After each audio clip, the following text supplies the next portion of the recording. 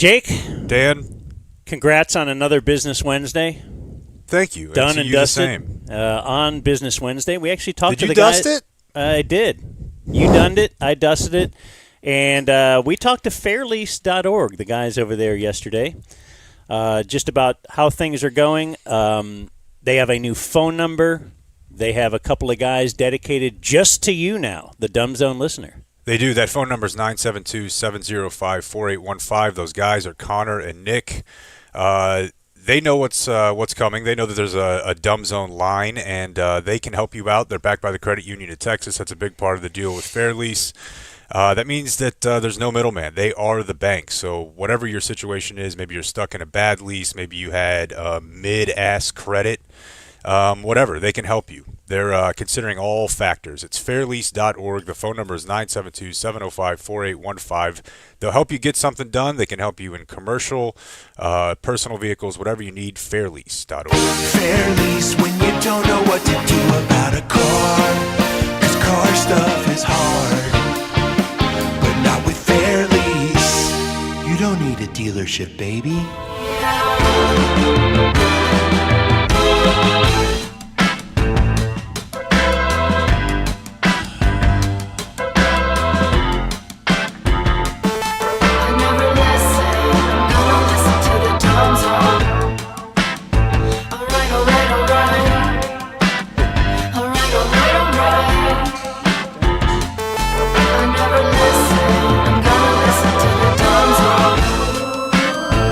All right, happy Thursday. It's the Dumb Zone.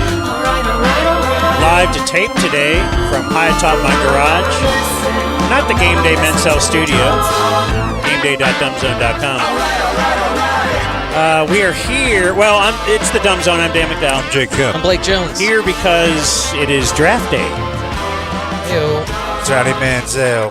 And so we are here prepping because tonight we will do another broadcast from here. I was thinking, has anyone else ever done 3 shows within 26 hours? Like, this is probably the heaviest amount of broadcasting anyone's ever done. I was thinking that over the last, yesterday, when I was preparing the Today in History for yesterday, so I'll be ready to copy and paste it next year. So ready. And on the yesterday Today in History, I found that actually others have broadcast more than like 9 hours within 26 hours. Wow, a stronger man than Dan McDowell? I assume it's a man. Absolutely. In 2015, a guy was taking a crack at the record, though. Ah. The record was like 8 days in a row broadcasting. The guy who wanted to break the record was Z99 DJ Brad Steele. Yeah, all right. That fits. Definitely. Not his real name, as you'll come to find out later in this story. No, he had to use a different name when he managed a Guitar Center. So it's Mankato. I think this is Minneapolis area. So Mankato might be a... Huh? Mankato, and I only know that is the name of a city? I think there's a college there. We were recently told that Adam Thielen maybe went to school there.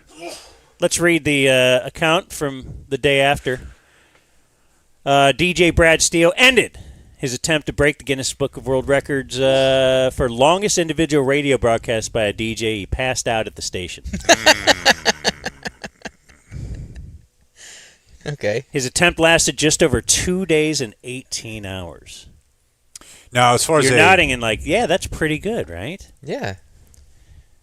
The goal, 8 days and 8 hours. Yeah, pulled up a little short. So you got a quarter of the way there. He was trying to, it was raising money for a nonprofit leisure education for exceptional people, which is LEEP, LEAP. That serves people with intellectual disabilities.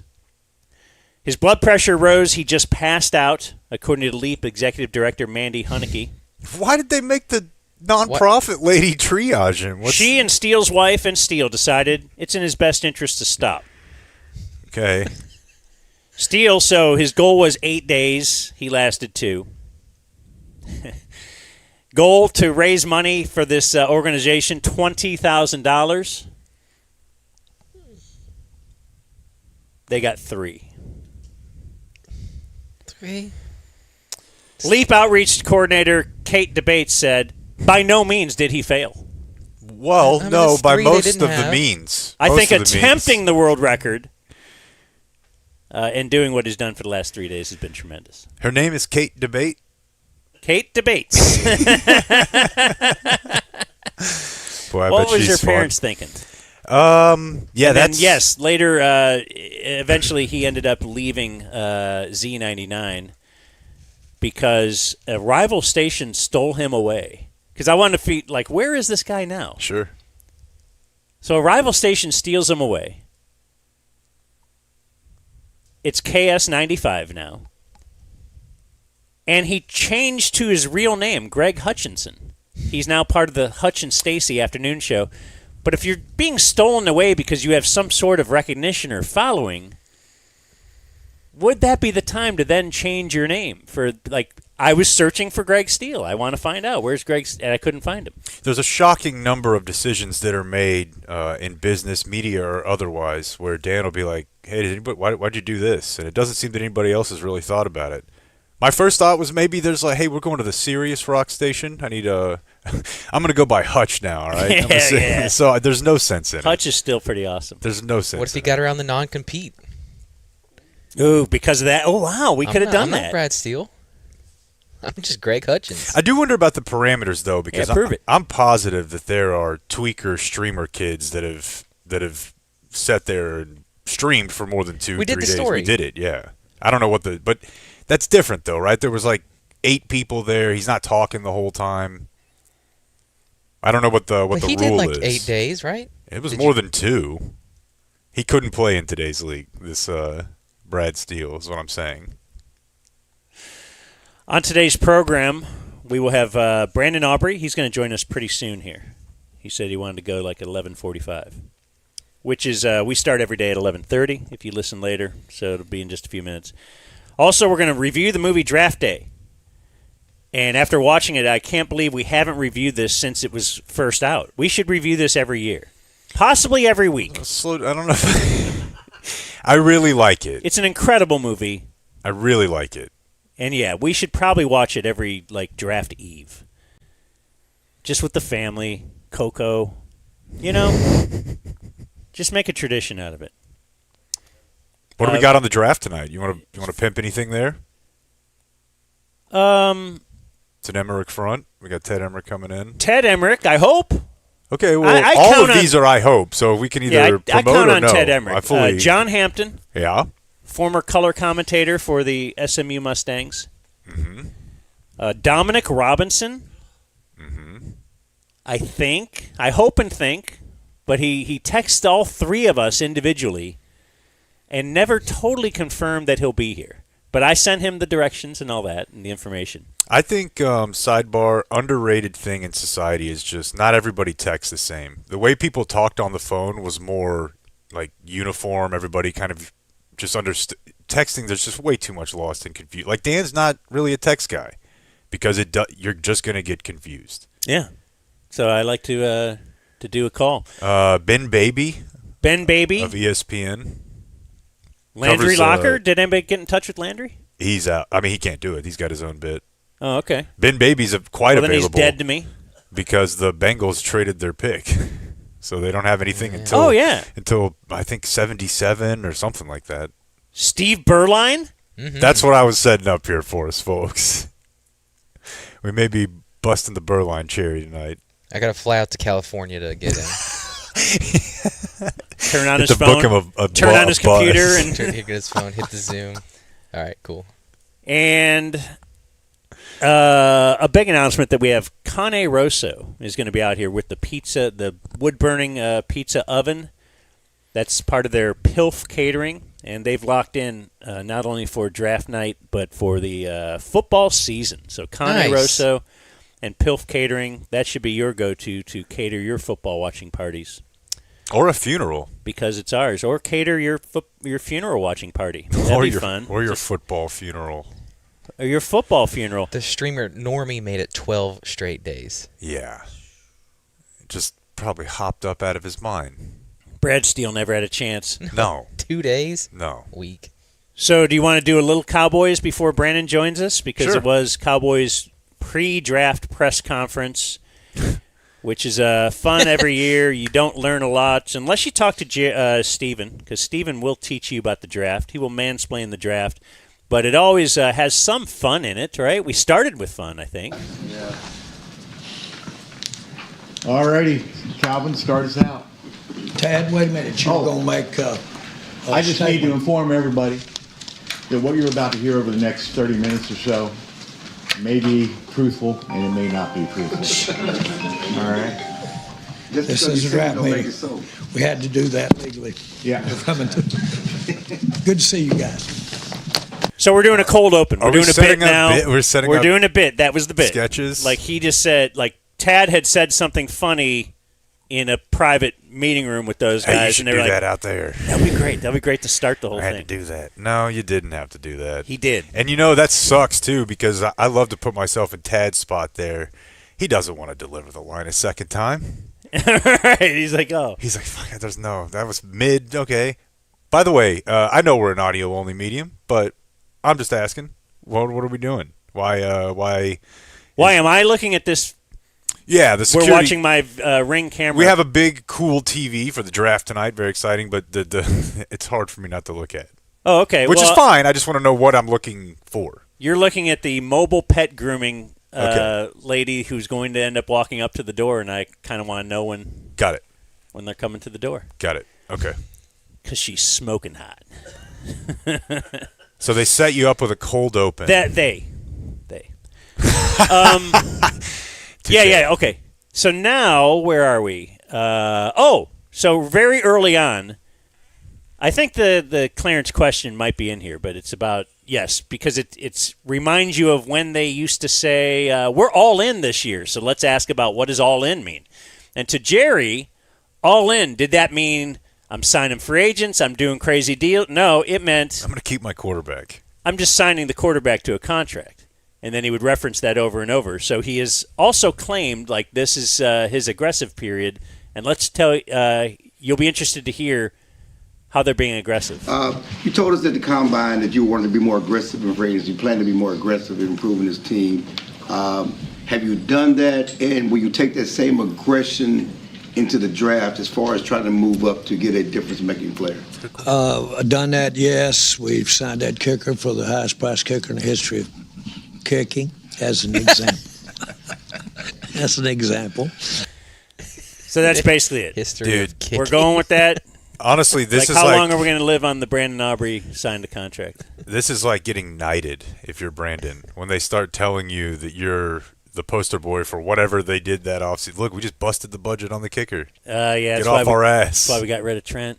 Sorry, man. Like, that's what they'll do. Oh, yeah. They'll end up being like, Dak, we wanted to keep this other player for you, but then you demanded all that money. Sorry. Once you're part of the pie, you've made it.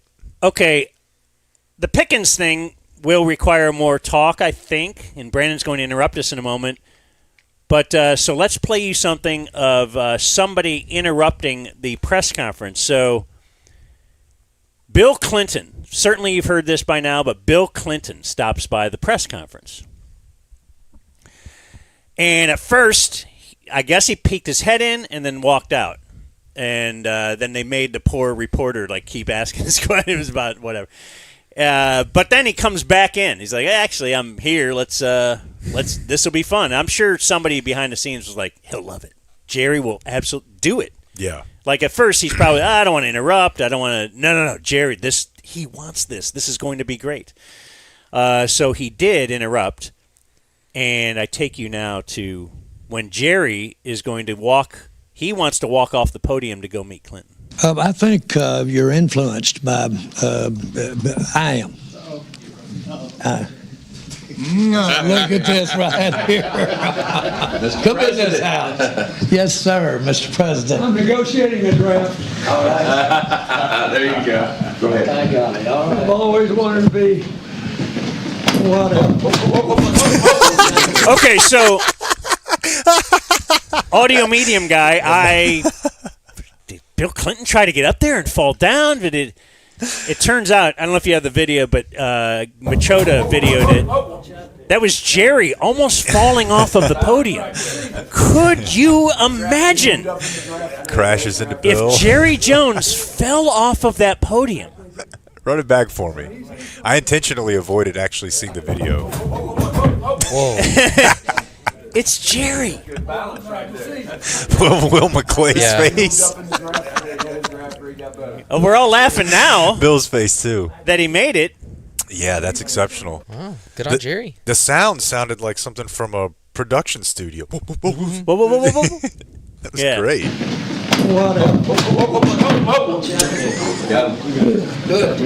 Okay. By now the you way, have- Super Country, come in this house. Did you hear that? oh no. When Bill started to walk in, hey, come in this house. So I wanted you to hear how he introduces Bill Clinton to everybody. Okay. We all know who Bill Clinton is, or do we? Balance right there. My draft. He moved up in the draft today. He had his draft rig up better. Good. He's got contact. Back with you. Yeah, he's here somewhere. He's here somewhere, but let me tell you something. As a way of, this guy was recently named the second most American Searched in the Epstein files. to have started with very little and have accomplished a lot. Look at it, it's in Forbes. There's a great story about him in Forbes. So yeah, I looked this up, and apparently he's not kidding. There was an official ceremony, and he was given. It was a big medal. Yeah, what was It was it? like They clock had to size. make it giant. It was as big as a clock, like Right. Flava Flav, and it says on it, Uh-huh. the second most American to have started with very little and have accomplished a lot. The second most American. Yeah. But despite all my searching, I could not find the first most American to have started with very little and have accomplished a lot. Gotta be Jerry. Rambo. It could have been Jerry. That's But yeah, when I was a kid. congrats to the second most American. When I was a kid, it was a big selling point to me that Bill Clinton was poor. Like, that seemed to be the only one you would hear about. President-wise. Yeah. Just like, all right, this one.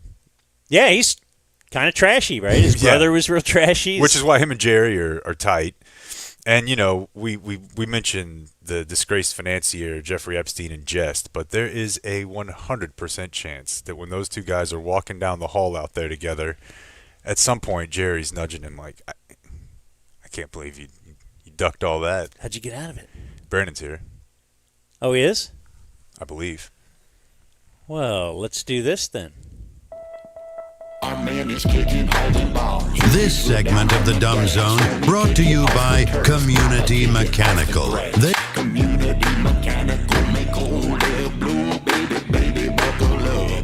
Brandon Aubrey Show. Yeah, Community Mechanical, our sponsor for the Brandon Aubrey Show all year long. CommunityDFW.com. Brandon Aubrey Show. And they do Brandon's HVAC system. They do mine. They do many of ours. And we welcome our good friend Brandon Aubrey. All right. Hey guys. Back to the program. Great job on the community mechanical drop timing. That was impressive. Wow. Thanks, man. Only a true How pro. about that? So, what have you been doing this week? Anything happen? Yeah, nothing big. Just sitting around, relaxing, waiting for OTAs to start. Staying in shape. You going to show up, or Absolutely. it's all voluntary? Got to. Yeah. It's, it's kind of voluntary, not for most of the veterans. They kind of slip in things on your contract where if you're not there, then you're going to lose some money. So, Oh, is Gotta this be a new there. thing we Yeah. learned? yeah.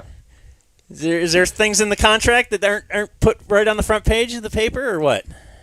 Well, I mean, that's standard Cowboys stuff. So, yeah, that's in there. I'm going to be at OTAs. I've been at OTAs every year.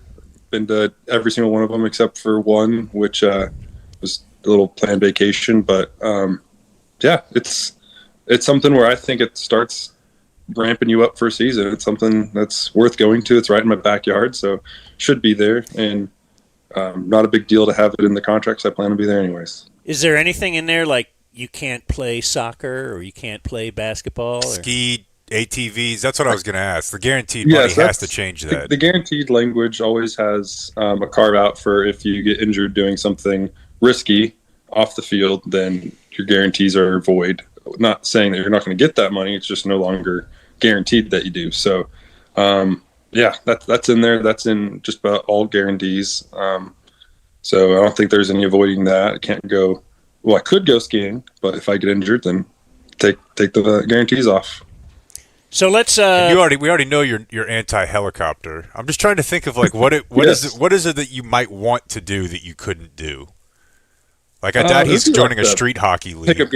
Pickup game of basketball, pickleball, that sort of stuff. Or like you can probably still do it. You're just taking a risk there for a little bit of fun and a lot of downside there. Risk reward is not. Okay, doesn't match up. Then let me state something that I've always been scared to say, because I was like you probably were, a big Tony Romo defender at one point in my life growing up here. It always seemed odd to me that he would play full court basketball in the off season as a guy that seemed to get hurt quite a bit. Like I can't remember the last time I saw Dak go run 5. Like, did he still play it after he was the starter? Yeah, man. Okay. Like he was doing a lot, but you're a fan. You're like, I'm not really supposed to criticize this, but I feel so. It's not specifically outlined. It's just more vague, and they can use it how they want.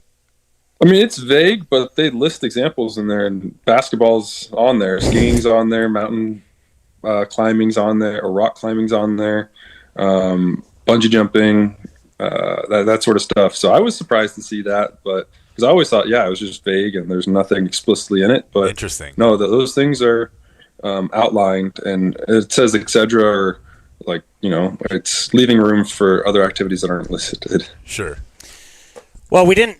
For real, congratulations. Yeah. New contract. Yay. Brandon Aubrey is locked up for at least a few years.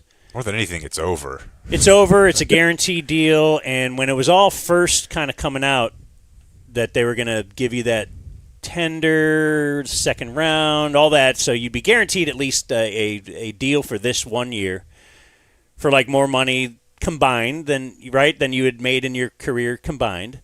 So that's pretty cool. But still, it was like a process, and people were it was negotiating in the media a little bit.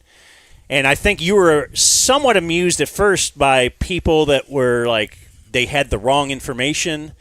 And then I know somewhat annoyed as well by some of the backlash to that wrong information. Can we back up now and then just say, well, what was the timeline to this? Like last year when it was alleged that you're demanding $10 million and they're offering you this. Like, what was actually happening back then?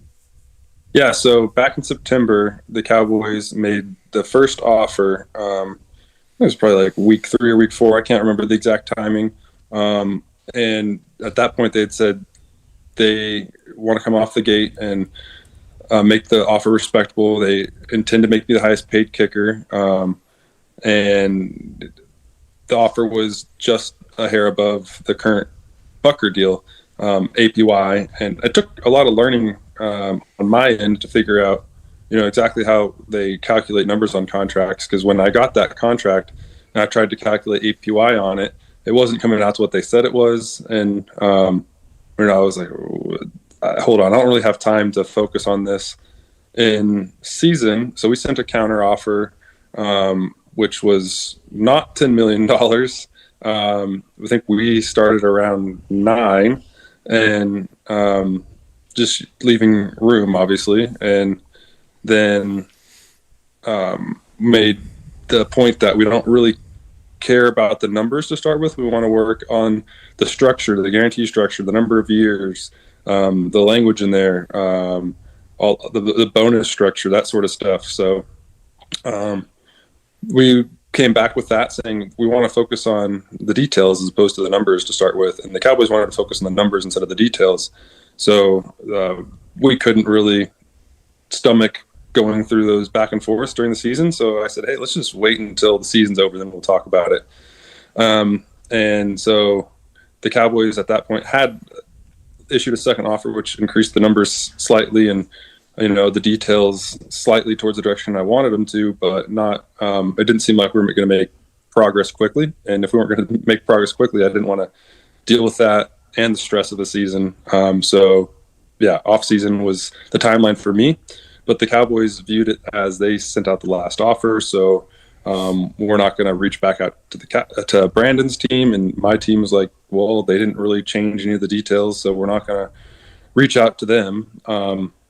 And that went all the way through until about March-ish, like mid-March, and then I kind of was telling my agent, hey, this seems like a dead period for the Cowboys. Let's be proactive and get this thing done. Let's try and get them back to the table. And as we were trying to get back to them, I was pushing really hard during the tender window, which, yeah, you mentioned the tender. I probably throw that out there. They put the tender on me. It was February, right after or it was March, right when the league year ended. So we had our 1 month period to go negotiate a contract with another team. And it was pretty apparent that no team wanted to give up a second round draft pick for the privilege of negotiating a contract that the Cowboys could just match. So at that time, is your agent calling other teams just to say, hey, well, would you? Yeah. Okay.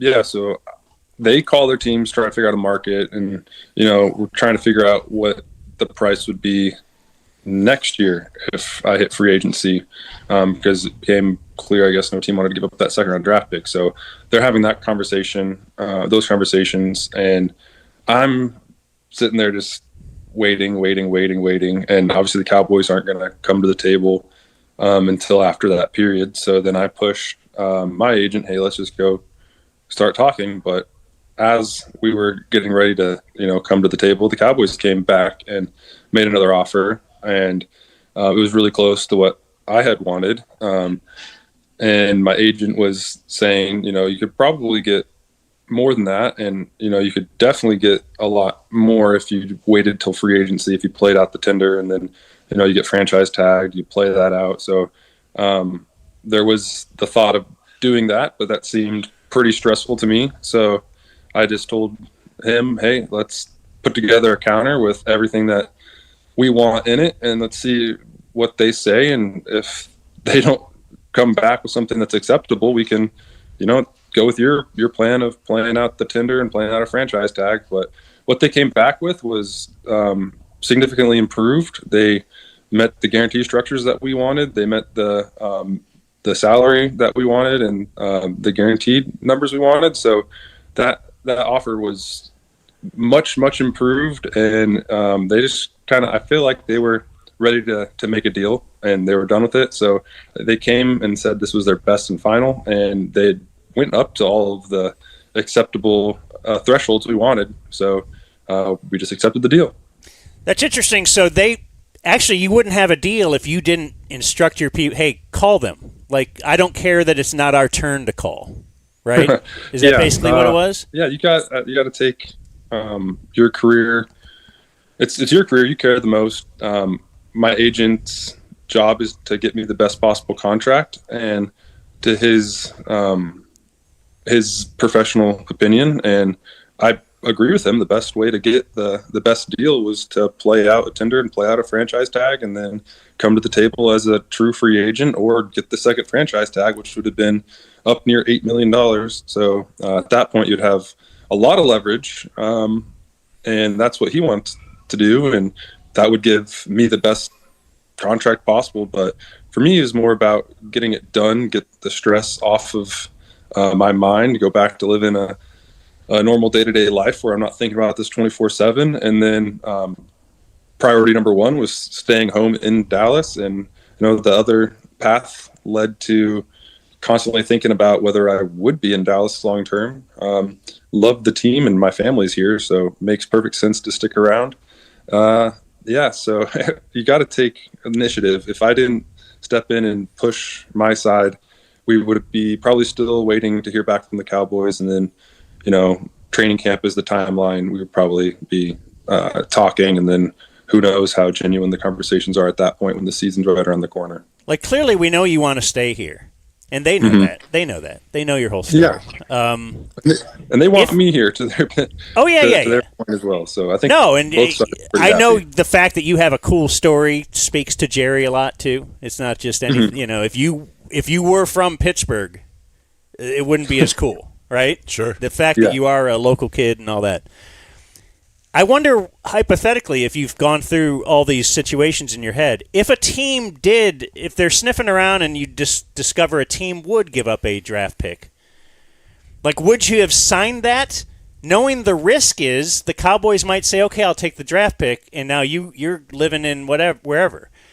Or have you played it that far, or would you maybe have said, just use this for the leverage that you can against the Cowboys? So in my brain, it's you get the deal verbalized with the other team, then you go to the Cowboys and let them know what the deal is and see where they go from there. If they match, then we're happy. If they don't match and they make a smaller offer, then you either negotiate with them or sign the deal and force their hand.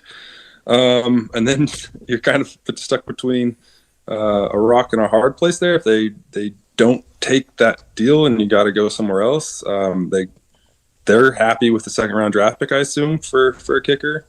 And then I'm somewhere else, which isn't what I would want, but you have a good contract, so I guess you could be happy there. So yeah, that was a nerve-wracking point, but it came clear pretty quickly that the second round pick was pretty steep for other teams. Man, I have so many questions because I just think this is like a life lesson playing out here. But I want to start with, you said that you and your team started with the focus more on incentives and on the structure and on bonus as opposed to just dollars. What was the reason for that, like philosophically, and what does that mean? I don't know. That's interesting to me. Yeah, so the original offer in season was the Cowboys were viewing it as a 4-year extension on top of the tender and the current year. So it would have covered 6 league years, and they would have guaranteed the end of last season, the tender year, and then from there, nothing else was guaranteed. The third year would be guaranteed once the third league year started, meaning it's not really guaranteed because they cut me between season 2 and season 3. That guarantee is gone. So that was the big sticking point for us, was getting that third year actually guaranteed. And now after we played out that season, now they're not going to, there's that year one, they're not guaranteeing because they like to say they only guarantee 3 years out. And by including the season we're playing in, they can say, or we're only going to 2 years out, which is really only a year and a half. So now the contract is viewed as a 4-year extension with the tender year because we already had the tender in place. They're not going to shred that up and start over. So that $5.76 million 1-year contract is calculated into the contract, and the extension part where you see it's reported as $7 million, 4 years, $28 million total, $7 million a year. That's over the life of the extension. That's considered new money. Yeah. Right. So still the whole contract is $33 million. And what I didn't understand is the salary for year one doesn't stay at the tender amount. They dropped it significantly in order to get the cap hit lower. But sorry, I'm getting off. No. Actually, this is the type of show where this is where you should do this because I'm very interested in this. Yeah. Yeah. So they drop the salary and pump up the signing bonus. So they're trying to get. You're getting the same amount though in that scenario. Yes. Okay. So I'm still getting that 5. So they just don't calculate that into the APY. Got it. But then they push that money around. Technically, they're pulling. The way they view it is they pull it out of salary and put it into bonus signing bonus. Yeah. And then so like I'm getting $10 million of cash flow year one where I would have gotten 5.76. So that's where I view it as a win. And, signing bonus you get now. Another talking point about, Cowboys do signing bonus 50-50, where you get 50% of it 15 business days after you sign, and then 50% of it's paid over the course of your year one salary in equal increments. So we wanted to get obviously more of that up front. So that was another sticking point. But the biggest thing was, so now we're on a 4-year extension with the 1 year. So it's a 5-year contract, the 1 year that was already there. So now they're guaranteeing year 1, year 2, and year 3 will become guaranteed if I'm on the roster to start season 2. You know what? We call that the Zeke special. Yeah, that's the pop-up. So gives them a little bit of wiggle room, but, they're on the line for year 2 right off the bat. So they're probably going to keep me around for year 2. And then at that point, they'll be on the line for year 3. So that's how we view that as an actual guarantee, where if that become guaranteed year 3, start a league year, then, that's just kind of a team option, but will be reported as a guarantee. And they'll say, hey, we're giving them 20 million guarantee, but really it's 15. So we just wanted to make that number a little bit more solid. And then Cowboys put all of their high paid players on active roster bonuses, which is whatever the number is divided by 17. If you're not on the active roster for a game week, you don't get paid that. And those are guaranteed on my contract as well for year 1 and 2.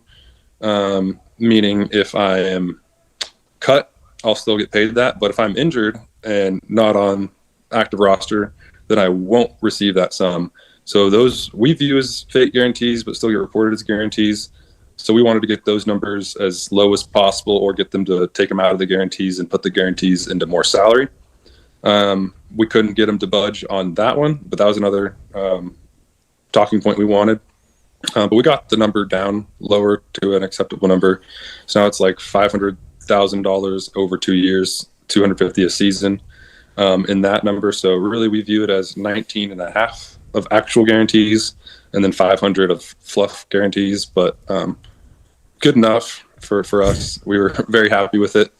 And then the last sticking point was the off-season training de-escalator, it's called. If you're not there for 87, I think, percent or 84% of OTA days, then they can take a sum of money away from you. Ours is $250,000. So that one was less important to me, but more of a fight of precedent. There's some guys that aren't right by training camp or aren't right by the facility year round and want to train on their own. So they don't want to fly in and spend a lot of money to house themselves and be out of town and away from their family. So that's more of a precedent thing that they're fighting for other guys.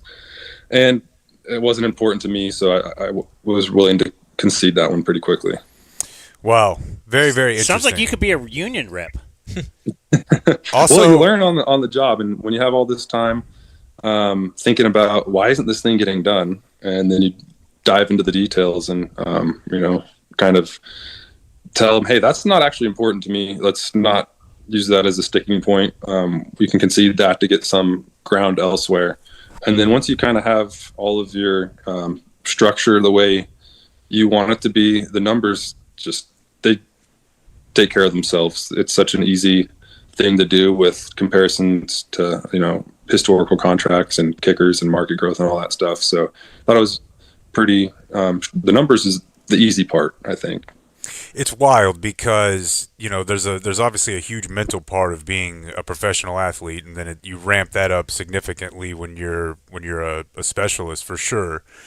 And that's the tricky part, is that the job that requires the most confidence and the most just being locked in, they tend to be the most transient players in the league because you just move on small sample sizes.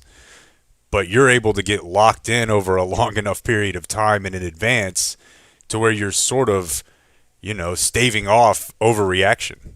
If you have a bad, month or whatever, I don't know if that was in your mind, but everybody, you have a knob of risk and reward and risk and cash, I guess. And it seems like you really took care of your brain with this deal. Absolutely. Yeah, I can just say it feels like a weight or stress deep down inside me that I was carrying with me 24/7 is gone. I feel happier just hanging around the house. I don't feel like I have, normally I'm pretty patient, pretty long fuse to being upset, and felt like that fuse was getting too short, and just, walking around the house, I'll just see the cat run by me, and I was starting to get frustrated. Like, why is this freaking cat running by me? Like, okay, we need to get something. Let's put it through the changed uprights. Like, yeah, exactly. So I'm happier again. Happy. I feel like I got everything I wanted in the contract. And, when we're starting this journey, kicking at a little field, if anyone ever said you'll be the highest paid kicker in the NFL, in the history of the NFL, that I would have taken that and been over the moon. And that's the way I feel right now. And my agent wanted to crush the market, and I feel like we checked that box too, because we got a $500,000 jump on a 6.5. I don't know the percentage off the top of my head, but it's bigger than usually the kicker market jumps like $100,000 to $200,000, $150,000 APY. So I feel like we made a big jump, progress for the position as a whole. Still lagging behind the growth of the salary cap percentage wise, but felt like it was a big jump for the Cowboys to stomach, and happy they did that when, they had the leverage to not have to do that. Yeah. What is the salary cap percentage growth? I had this all mapped out at one point, but like over the past, since Bucker signed his deal, I think it grew like 20 something %, and the kicker market hadn't grown at all. So I was like, take Bucker and multiply it by 20%. It came out to like $9 million. It came out to, and then if you looked at it, percentage of cap for was it when Tucker signed a long time ago? If you just take that percentage of the cap and then calculate what the percentage of the cap is now, is like 8 point something million dollars, like 8.7 or something like that. So those were our sticking points for the initial offers. And the point that I think got to $10 million publicly was Todd was running the numbers with salary cap growth at the end of being when I would actually be a free agent. And he just in a memo wrote, if you tag him or tender him, then tag him, then we get to free agency, it's going to cost you probably around $10 million in the open market. So that, I think, was leaked to somebody, and that started that whole storm. Again, fascinating. Leaking. I've always thought that, maybe it's just a general public, it would be hard to receive, but players should sell the idea that it's a percentage of the cap, or agents. It sounds better. Like you're going to be underpaid in 2 years. Yeah. I know that sounds weird, but some people will. Relative to. Yeah, relative to production. That's fascinating. So I think I had missed in your whole story. It feels like, everybody's done a Brandon Aubrey story, and there'll be more. I didn't realize that your kicking coach went and played at Mississippi State. Yeah. But he wasn't there. He didn't line up with Dak, right? They must have just barely missed each other. No, they were roommates. Okay, so Dak must have been a freshman. Yeah, I don't remember the exact ages of them, but they were roommates for a year. Brian Egan, my kicking coach, wasn't ever the starter for the field goal reps, but Dak would hold for him in practice, and they were actually best friends when I first met Egan. Okay, I didn't know their backstory together. So did he just end up in the DFW area because it's a place to coach? Yeah, so One-on-One Kicking, the company that he's with, or he was with, he's now made his own company, Performance Kicking Academy. But One-on-One Kicking was the coach that he worked with in Alabama. And he came down to Dallas before Dak got drafted here to start the One-on-One Kicking Dallas branch, just because it's a huge market and they didn't have a rep down here. So he was kind of given the franchise rights for One-on-One Kicking. for Dallas, and he just came down here and started plugging away, and it just happened that Dak got drafted here shortly after. Butterfly effect, man. I've got one more contract thing. Is your agent negotiating with Steven? Or Spalding? Not really. Steven and Adam Perviska is the cap guy. Those two guys. Okay. I don't know how much of each he talks to, but I know those are the two names. Because just observing their contract situation at the radio station, it was weird. The guys that they are negotiating with are passing them in the hall, and if you're at OTAs and they're I don't know. Were you able to separate the personalities from the business, or were you kind of picturing Steven on your cat and kicking it?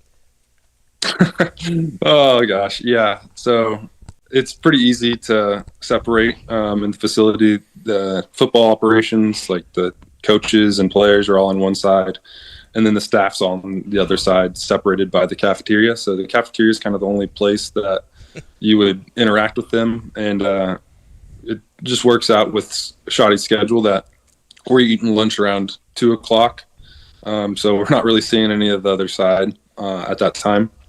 And in the off season, when most of this conversation was going on, I'm not even really going into the facility except for, in March, I started going in on Mondays just to kick. So the stress was not just you, right? Yeah, I'm just thinking of Jen on Instagram and having to jump into the fray. Yeah, it bleeds over into just about everyone. So. Don't let a pregnant wife go on Instagram to fight your battles. That's what I always say. Well, I had to rein her in. She wanted to, go on every post and tell them exactly why they're wrong and all that. So no, but you guys threaded the needle, and that's very hard to do. Dan's a guy who will chill out. I'm like the Kool-Aid man who will bust through the wall. But offering a measured public response to, as you said, like release the pressure a little bit, is a master class. I have to ask, given the way you're talking, have you been just living on overthecap.com? I spent a lot of time on SpoTrack. I know their competitor. Yep. But yeah, that's what I was trying to figure out exactly how these numbers work. Yeah. I was seeing Bucker 6.5 or 6.4 APY, and then I go look at his contract. I'm like, wait, this comes out to like 6.1, and I didn't realize that the years that were left on the contract before signing the extension weren't used in the calculation. So it took me a while to figure out exactly what they were doing.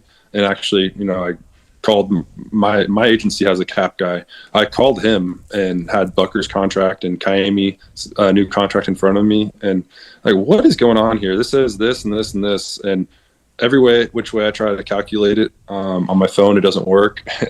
So he walked me through it and then had the big reveal that, we're not counting the old years that were already negotiated in the calculation.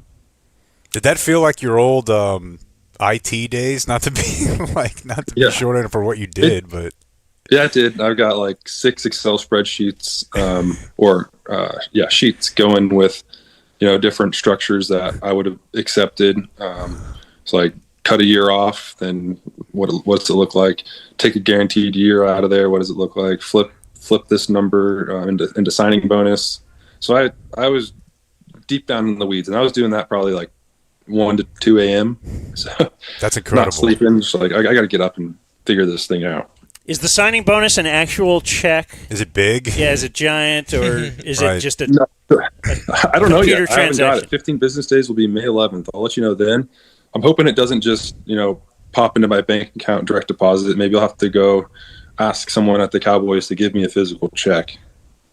You should definitely do that. I don't care. Give me one of them big ones. When you call the bank, thank you. When you call the bank, if you ever have to, do you have a different banker you talk to?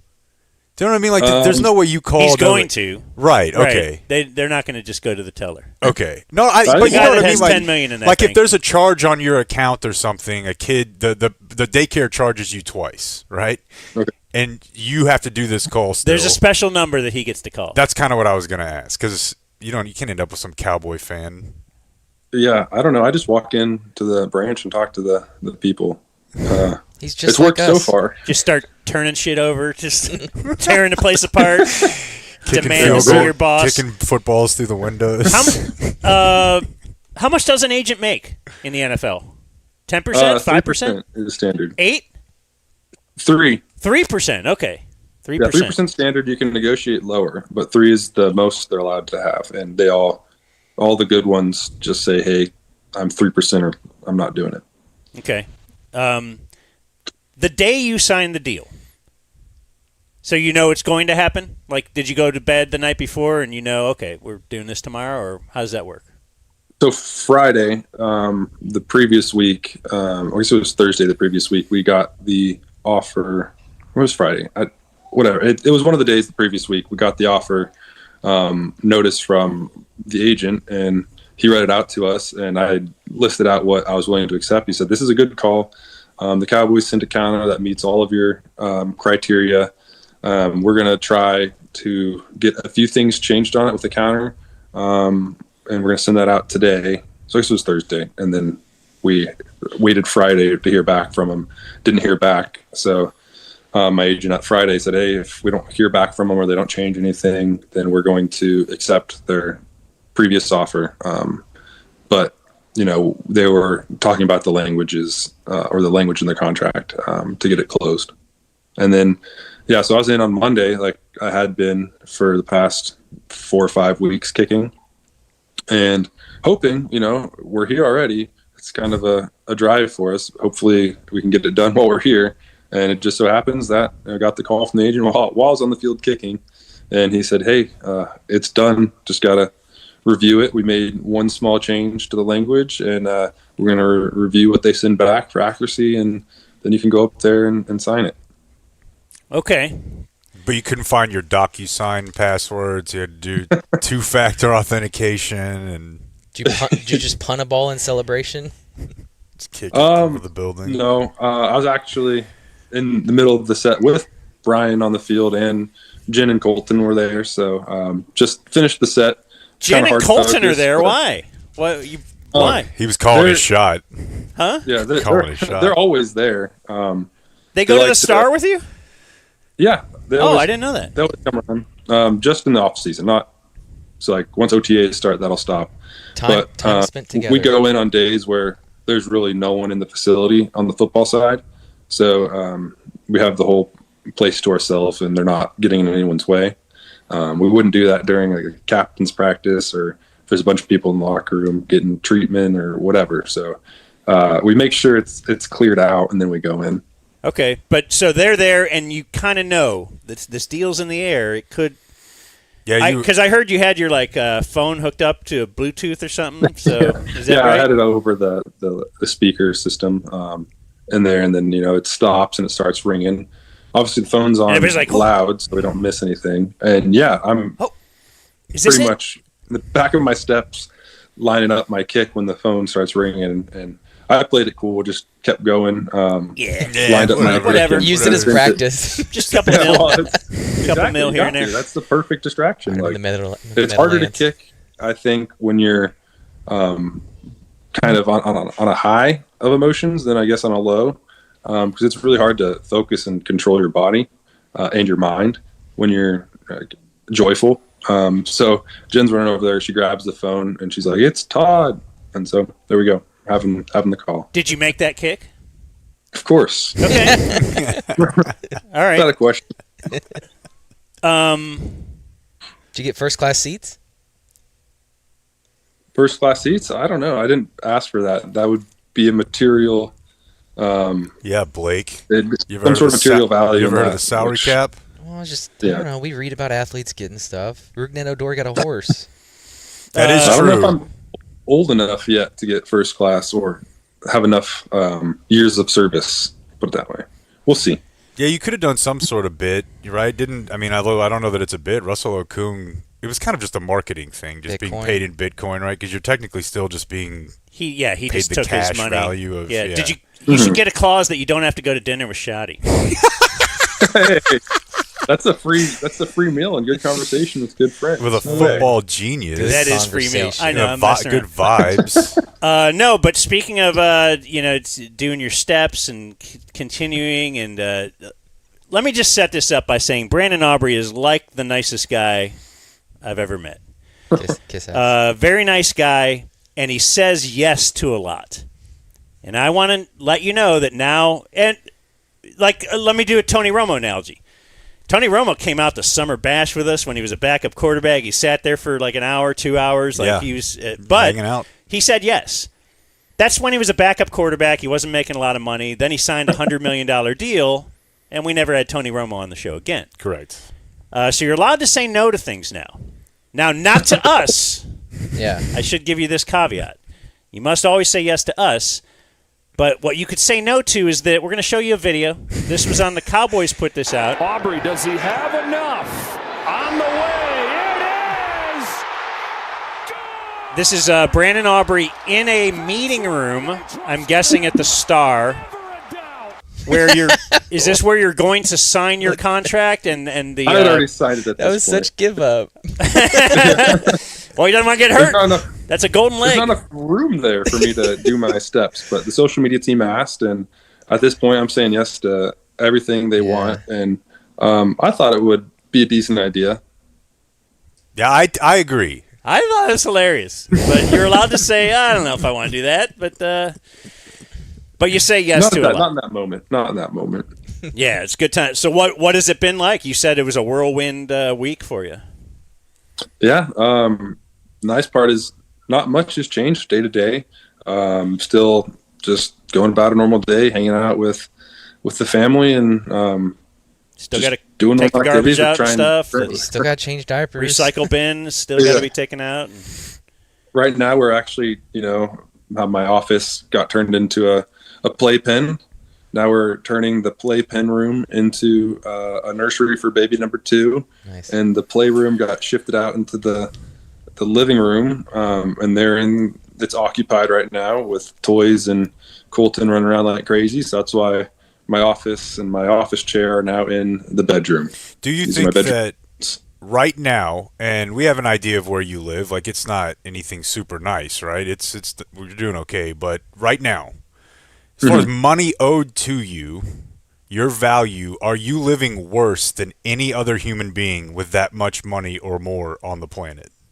Did you see Justin Jefferson on wide receivers? No, I did not. I've seen quarterbacks, but I didn't see wide receivers. Is he living He was living in a tiny home, but then with like really old furnishings and not a lot going on. And then he pulls out like some really old cabinet drawer, and he's got like $2 million worth of gold chains. Yeah, that's where his money goes. I thought that was pretty cool. He's living well within his means. But no, I mean, our house is in great shape. It's in a fantastic neighborhood. It's just a little small for us, so we got to keep making changes to it to accommodate kids when they come into the world. I'm sorry about Jake. I think your house is nice. Listen, I'm just saying. I'm sure he'll be the same person. He's mental stalwart here, but his life is about to change in a way that none of us will ever experience, right? From one thing to another. I don't know. Will it? It's still the same thing. I don't know if it'll change that much. I mean, Yeah, I guess it changes if you grew up right. Like he didn't grow up broke, right? That's what I always say about my family is, I was never gonna, if things got really bad, my parents they would let me crash there. They would let me, if you grew up with nothing and then you hit it, I guess that's when you over splurge. Yeah, and your life really, really changes. Have you splurged on anything since the new clubs? We bought a lot of land. We close on it on Friday. Nice. And then, congratulations. That'll be a splurge when we build. Jen's got expensive tastes, and it's a high quality builder. So, and seems like prices of materials just keep going up. So that'll be the big expense. Want to get Jen something nice. Not sure what that is. And, I say she's got expensive taste, but she doesn't have a whole lot of things. It's just when she picks something, it's going to be nice, and she takes care of them. So you should get her nice stuff. Well, you got to Probably got a new HVAC system all lined up from Community Ours Mechanical. is still right? holding on. No, I mean for your new house. Oh yeah, I would imagine Community Mechanical will be involved in air that. and all that. Just trying to make do a sure it's constantly running with the variable speeds. Travis walked me through exactly how awesome it's going to be. Okay. I don't remember the details. Right. No, you were a little busy. Well, congrats, man. Congrats to your family. Yeah. You know, your parents, your brother, people who drove you around. This is a cool moment, man.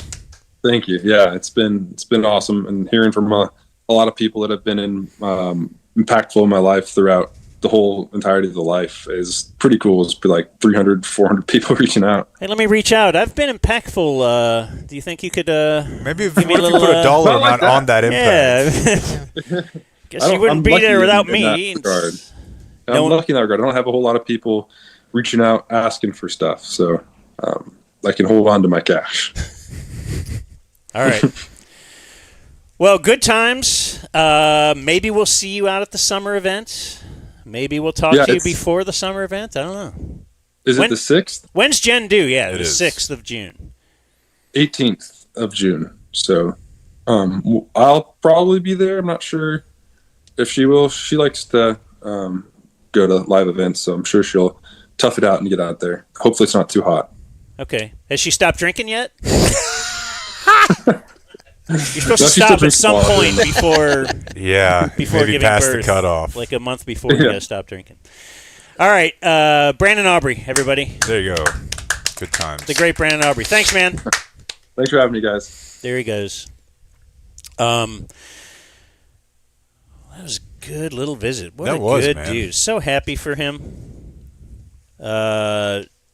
Trident is our next live read of the day. He's going to need a garage door. Why wouldn't? I'll bet you he needs a gate.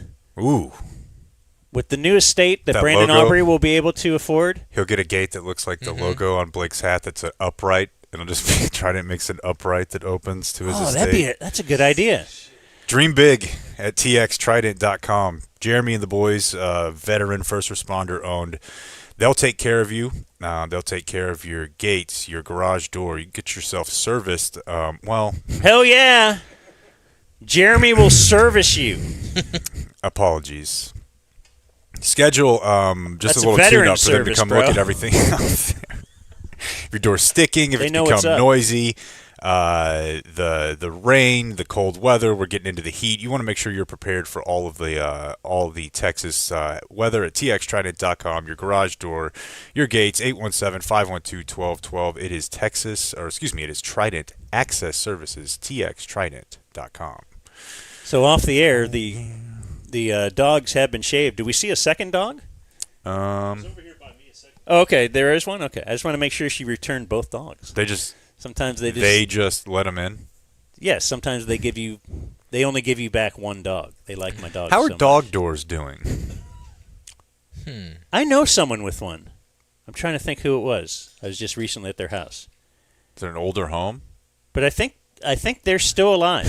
You do? Yeah. Haven't seen one in a while. No.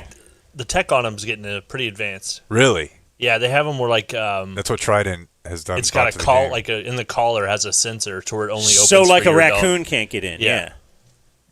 Unless you put the collar on the raccoon. Retinal scan on the dog. Do we continue Cowboys audio? Let me just give you a little more Cowboy audio. We might save all the George Pickens stuff. We could do that. We could also do like a viewer mail and a viewer mail junior tomorrow. Yeah, but I want to give you just a little more Cowboy audio, just some of the we did the Bill Clinton stopping by. I just wanted to give you that tonight is draft night, and I'm just not sure what it all means. Like first round, like what is this? There's a round. There's more rounds later, like second and third round. And where can you get good players though? Like is that Sunday? Oh, here's Stephen Jones.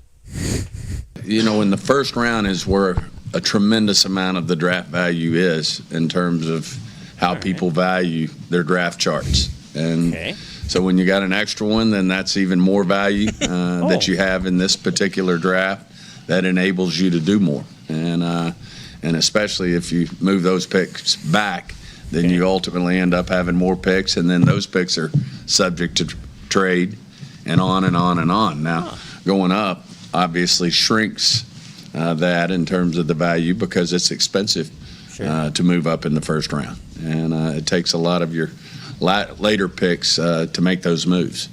Okay. It's economics, baby. Well, there you are. Little 101 for the draft. I know what he means. I know what he thinks he means that he thinks is smart. Like that the idea that the first round is heavily weighted. Which nobody told the guy from draft day. We'll get to that later. Do you want to learn about AI? Well, first of all, blockchain com. We have AI comedy. No. Why do we have any comedy? What are we doing? After the cold open was just a setup, huh? We want guys that believe in a brotherhood and connection, and they love football. Oh, wait. No, I'm sorry. I like that, though. I like that a lot. I'm going to end with that one. We want AI comedy. Sorry. And then for Stephen and Will, a couple of days ago, John Lynch mentioned that NFL teams that are not using AI are falling behind in the draft process. I was curious what that looks like for you all, and then how, if you are using it, how it's changed your process. I was prepared for that question because I used AI, and it told me what you were going to ask. Well said. AI. Wow. Well said, my friend. Well Couldn't said. have knocked that, set him up and knocked him down any cleaner. Stephen, though, what does AI mean? It's certainly a very interesting tool that can really be of help and can do a lot of things that would normally take a lot of man hours to be searching, whether it's your mock drafts and they go in and do all the homework. And obviously you guys probably have a better feel for what the Cowboys are going to do than a media person in San Francisco or a media person in Chicago. So, it's just amazing what these things can do. Obviously, John Park's a big part of our draft, and they're very familiar with it and the tools. And then you have to also count on really young people like my son and Shibo and Paxton. It's amazing what they know about AI. They're way ahead of me in terms of me keeping up. Yeah, I hope so. I just love talking to my mom about AI. Dude. That's what you just had right there. Apparently this is the a young thing. one. I just asked the kids. Apparently this is I don't becoming a hire thing. someone. I asked my kid. Yeah. Stephen basically said, "Yeah, we have an Asian guy that does it." Yeah. Somebody that they met at Arkansas. There's a couple things there. One, they're calling Spalding Shibo. His name is Shy. Shibo. Listen to it again. Okay, all right. Jackson Shibo. That is his. So we're counting on as Shibo though fuck, to my do the man. AI.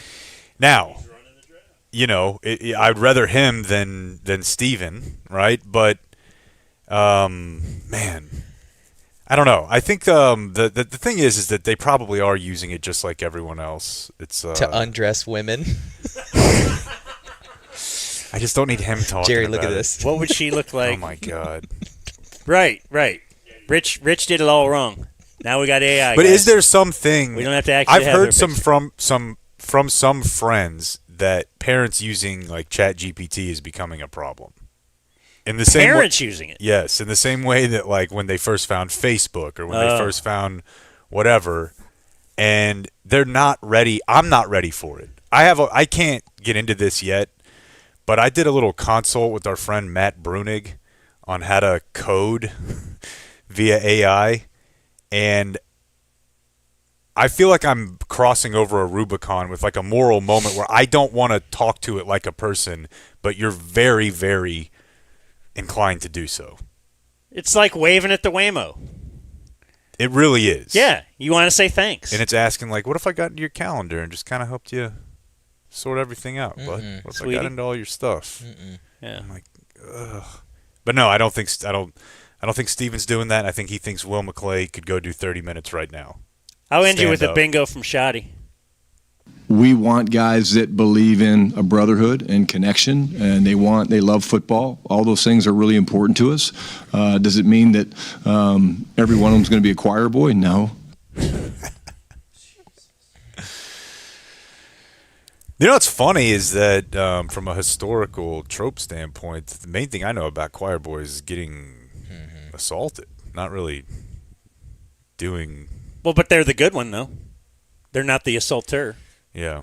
Choir boys, they're just sitting there all cute. That reminds me, speaking of cute, we have a sit-in today. We have Brad. We haven't even mentioned him. We haven't said hello to Brad. Brad Buckles. What's your bit? I don't really have a bit. Long-time listener. Listen to you guys on the ticket, Bad Radio, Hang Zone. And then now you guys are here. I love this format much better than radio, to be honest. I listen to you guys exclusively. I don't even listen to the ticket anymore. Do you mind the days we do commercials? You know what? I love all the commercials you guys do. I actually wish you would do more commercials. Have you ever heard of Flooring Direct DFW? Say that. You came to the right place. I feel like I'm speaking for the people who are on the Dumb Zone YouTube, Dumb Zone Reddit right now. Because if you have gone back to the ticket or any other radio station, they'll do more commercials in one break than we'll do all day. That's true. And maybe you guys need to follow suit because they're killing it, right? Yeah. So have you ever heard of Flooring Direct DFW? I have. What an organization over there. Their pros are the nicest, and they've got the best prices at Flooring Direct because they will meet or beat any competitor. They're all local, total local. They have a showroom in Addison, but you don't have to go to that showroom because they bring the showroom to you. That's the direct part. FlooringDirectDFW.com/DZ. Set up that estimate. Set up that bring the store to you. 0% financing, 0 interest financing for 36 months. You can get your entire flooring project for under $200 a month. FlooringDirectDFW.com/DZ. Our pros are the nicest. We've got the best prices at Flooring Direct. Elsewhere, do we want to do some sports? Do we want to do some viewer mail? Do we want to take a break? Viewer mail. You know what? Oh, you want to do a little viewer mail? No. Go for it. Huh? Your instinct was right. I thought you were about to go to break. Oh, okay. Well, I do want to just remind people then, if we're going to go to break, before we go to break, we are doing a draft tonight. Are you familiar with that? We will be doing the draft. I'm very familiar with that. It is the NFL draft. Very excited. And many years ago, I was approached by Norm Hitchkus, who had told me he was thinking of retiring soon, and he wanted to make sure that when he did retire, that the tradition carried on of the name game. Are you familiar with Norm Hitchkus and the name game? Yes. Who's and what not? he does I'm a for sports fan. For the NFL draft? So I thought right before break, I could bring to you the 2026 NFL Draft fake name game. Let me make sure I'm recording. Hold okay. on. This is my friends. Okay. The recording's still going. Good. Wow. Go. Okay. Did I invent it or did Norm? Who knows? So let me tell you guys about the name. You know, it's the names of the people that are in the draft tonight. And I would like to tell you that in the 2026 NFL Draft, you could get a barber, a gardener, a farmer, or a hunter. Grab a Pavia, a Percy, or a Prunty. You could bring Mr. Rogers to your neighborhood. DJ Rogers, the tight end from TCU. If you like to travel, then there are plenty of options to choose from over the next 3 days. Hearst, Allen, Austin, Durant, Cleveland, Boston, Maryland, or Canada. Editor's note, I was going to use Durant with Curry and Wade for a basketball-themed line, but then I saw Jennings Dunker on my big board, and I thought, I'm sorry. That's just too good. It's easy to fall in love with Jeremiah. He's a first-rounder. Don't forget the Rice, Cam Rice from Maryland. If this weekend stresses you out, maybe you'll need to take a cruise. Enrique Cruz, Kansas, offensive tackle. In this year's NFL Draft, there are 3 Browns, 2 Greens, 2 whites, a silver, a red, a black, and an orange. And this orange man is not bad. Rough. Dominique Orange from Iowa State is a day 2 pick on my big board. Rough! If you have a syndrome that prevents you from drafting anyone who is not a Buckeye, then just take Caleb Downs. Get it? You have a syndrome? And it's let's keep shooting, Frito. Maybe you want a guy who will inflict some pain, like VJ Payne from Kansas State. Or maybe you want a guy who will talk smack, like Trey Smack from Florida. Or maybe you just want a guy. TJ Guy, edge rusher, Michigan. If you like music, you could draft a Beck. But this Beck's no loser. Carson Beck, quarterback, Miami. Some teams just need to add some height or put on some pounds. Well, you could do both with Romello Height and Diego Pounds. This question certainly is rhetorical. But do you miss Regis and Kelly? Well, let's get them back together on your defense with Albert Regis and Jack Kelly. Every year we do the obligatory penis euphemism, so I'll tell you there are 4 Johnsons and a Dixon. I've read a book, so I know it's the most popular name in the world, but there's only one Muhammad in this draft. Hey, Jake, we found Pond Guy. D'Angelo Pons from Indiana. Oh, nice. I believe I will put on this headset again as I tell you that there's a player in this draft named Castellanos. If you party with clavicular, you may need to pull Trigg. Michael Trigg, Baylor. Choose a Biber, a Brailsford, or a Brockermeyer. A Caddis, a Keenan, or a Klubnik. Usually, if you want to go fast, you would avoid picking a Lemon. But Mekhi Lemon is the USC wide receiver, surefire first-rounder on my big board. Make him an offer he can't refuse. You could pick Don Corleone. Dante Corleone is an offensive lineman from Cincinnati. Unlock some talent with Dane Key from Nebraska, or get a pick at the right price with Jadarian Price from Notre Dame.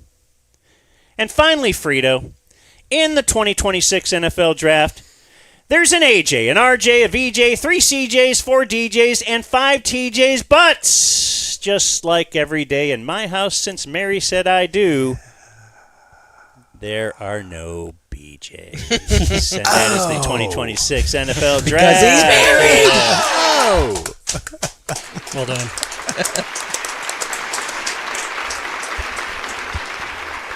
The Dumb Zone. I got this email literally this morning from Anson, who wanted to shout out Travis and his team at Community Mechanical. So anyway, he had another HVAC company. And he said there was a part that needed fixed, but the labor would be $4,000. And turned off my heater and gas for safety reasons, and then said it'll be 2 weeks for them to replace it. Sweet. So he said he was already planning on calling CommMech. And then he says in parentheses, I've shortened community mechanical. Yes, anyway, he has. We'll let him own that one. For an alternate quote, but also to see if they might have a better response time. Now he says, everything I've heard about this company on your podcast is true. I called the office, left a voicemail, had a return call within 5 minutes. Explained the situation. The lady I spoke to gave me emails for both Drew and Travis, asked I explain it to them. I sent all the info, including photos of my equipment. I put in the subject line that I'm a Dumb Zone listener that needs help. They call me 9 minutes later. They gave a ballpark estimate over the phone. It was a quarter of the price the other company quoted me. They sent one of their technicians to the supply store a couple hours later to get the parts. They have the parts in hand. They were at my house 8:30 a.m. the next morning to complete the work. And really, he goes on, there's a lot longer thing where they also discovered like a gas leak that was in his, because his wife had smelled. Anyway, he says they're the real deal. They have a customer for life.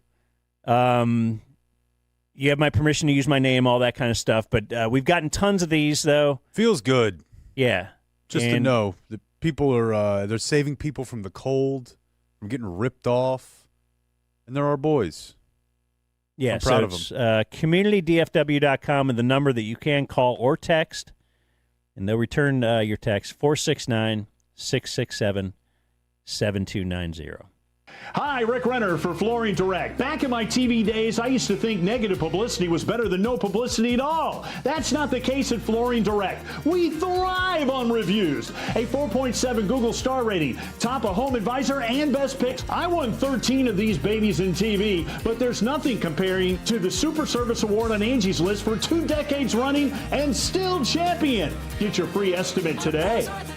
We've got the best prices at Flooring Direct. Quality Roofing, we've got drones. Boy, they do. And they're going to take those drones, fly them up top, and get a good look at that roof and inspect it. They will. I never knew that until you told me last week. The whole lead up. I was last week years old when you Yeah. told me that Qualis Roofing has drones. But yes, apparently the insurance companies recommend you get your roof inspected twice a year. I think that's a little ridiculous. Let's at least make it once, though. But and the do drone it- makes sense now, though. Because you don't, I mean, if you're going to be going up there, what, once, twice a year? Yeah. You're going to need a drone for that. QualisGC.com. They're great. They're great with listeners of our show. We've had, tons of people just come up to us and tell us how awesome the experience was with Qualis. I don't have to have anybody to tell me how awesome my experience was. They put a new roof on my house. I wasn't sure if I needed one. I knew that we haven't had a new roof in over a decade. And they went up there, inspected it, and they're like, yeah, you got a lot of hail damage here, man. So we'll take care of it. They took care of everything. They dealt with the insurance company for us.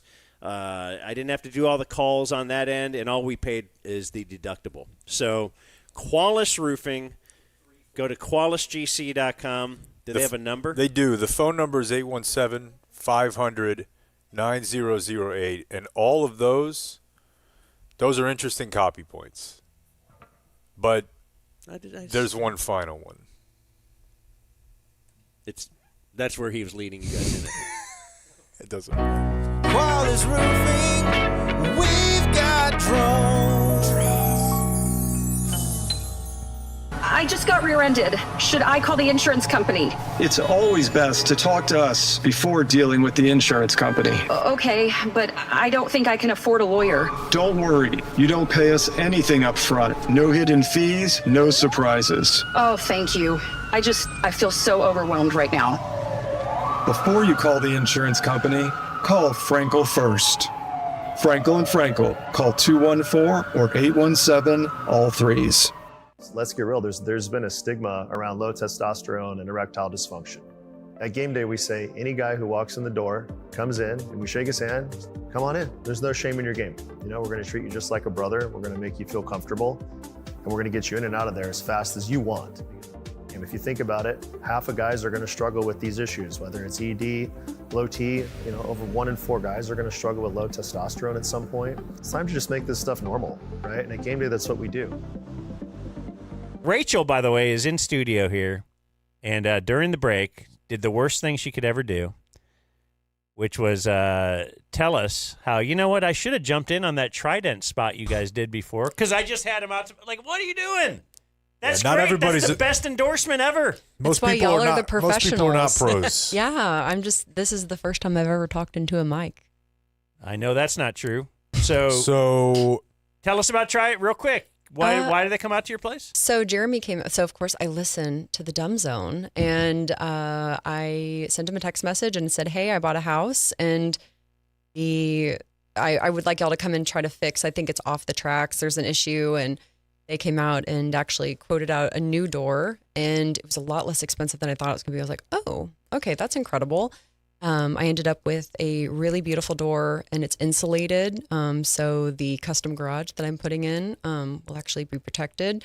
And we got the new motor and everything. It connects to the Wi-Fi. It's incredible. And it was a lot less expensive than I thought it was going to be. And I've actually referred them, because of what I do for a living, to several of our clients that when they are buying a house and they bought a house, they were like, "Oh, this garage is just trash." And I was like, something that will pay for itself many, many times over is a brand new garage door and a new motor, hooks up to the Wi-Fi. So if you leave the house, you can close it.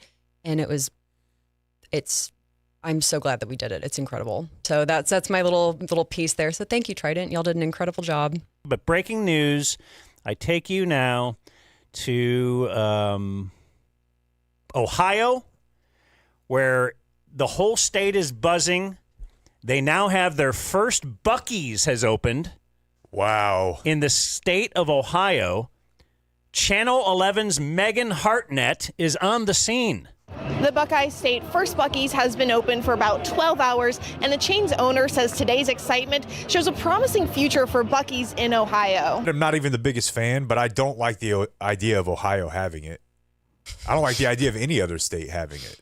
And I concede, obviously, that there are a handful of them in other places in the South, but I don't like it. Did it start here? Is that dumb? Is that obvious? What do you mean by here? Do you mean Texas? Yeah. Yes, it's dumb. That's a dumbass question. Lighten up. Well, here's the thing. Can I tell you, I'm predisposed to be upset about this. He went to Buc-ee's for the first time 6 months ago. Yeah. I'm the asshole. His whole life, he's never been. He's never. And he came away disappointed. No, I don't think he did. They didn't have tuna sandwiches. They had 800. Right. They don't have anything for somebody who doesn't eat meat. No, because it was started here. In Terrell. This is the dumbest thing you've ever said.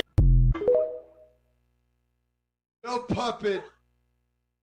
In the dumb zone, in the dumb zone, in the zone, in the dumb zone, in the dumb zone, in the zone, in the dumb zone, in the dumb zone, in the zone, in the dumb zone, in the dumb zone, in the zone, in the dumb zone, in the dumb zone, in the zone, in the dumb zone, in the dumb zone, in the zone, in the dumb zone, in the dumb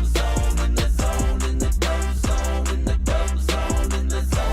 the zone, in the dumb zone, in the dumb zone, in the zone, in the dumb zone, in the dumb zone, in the zone, in the dumb zone, in the dumb zone, in the zone, in the dumb zone, in the dumb zone, in the zone, in the dumb zone, in the dumb zone, in the zone, in the dumb zone, in the dumb zone, in the zone,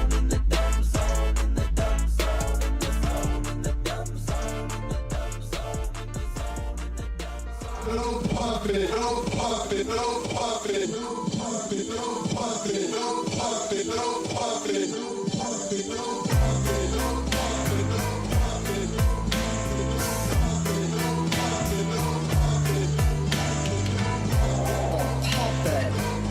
No puppet. The puppet. You're the puppet. No puppet. No puppet. The puppet. You're the puppet. No puppet. The dumb zone. Good evening and welcome to the first and maybe only racial draft here in New York City. Folks, this is for all the marbles. What happens here will state the racial standing of these Americans once and for all. That's right. And the crowd is here to support their races. Well, Rob, some of the biggest names in sports and in entertainment are on the line tonight, and I'm excited to see who's going to be drafted by which race. Seated behind me on the stage there are the various representatives, and believe it or not, the blacks have actually won the first pick. Wow, that's the first lottery a black person's won in a long time, Billy. Yes, and they'll probably still complain. Man, you.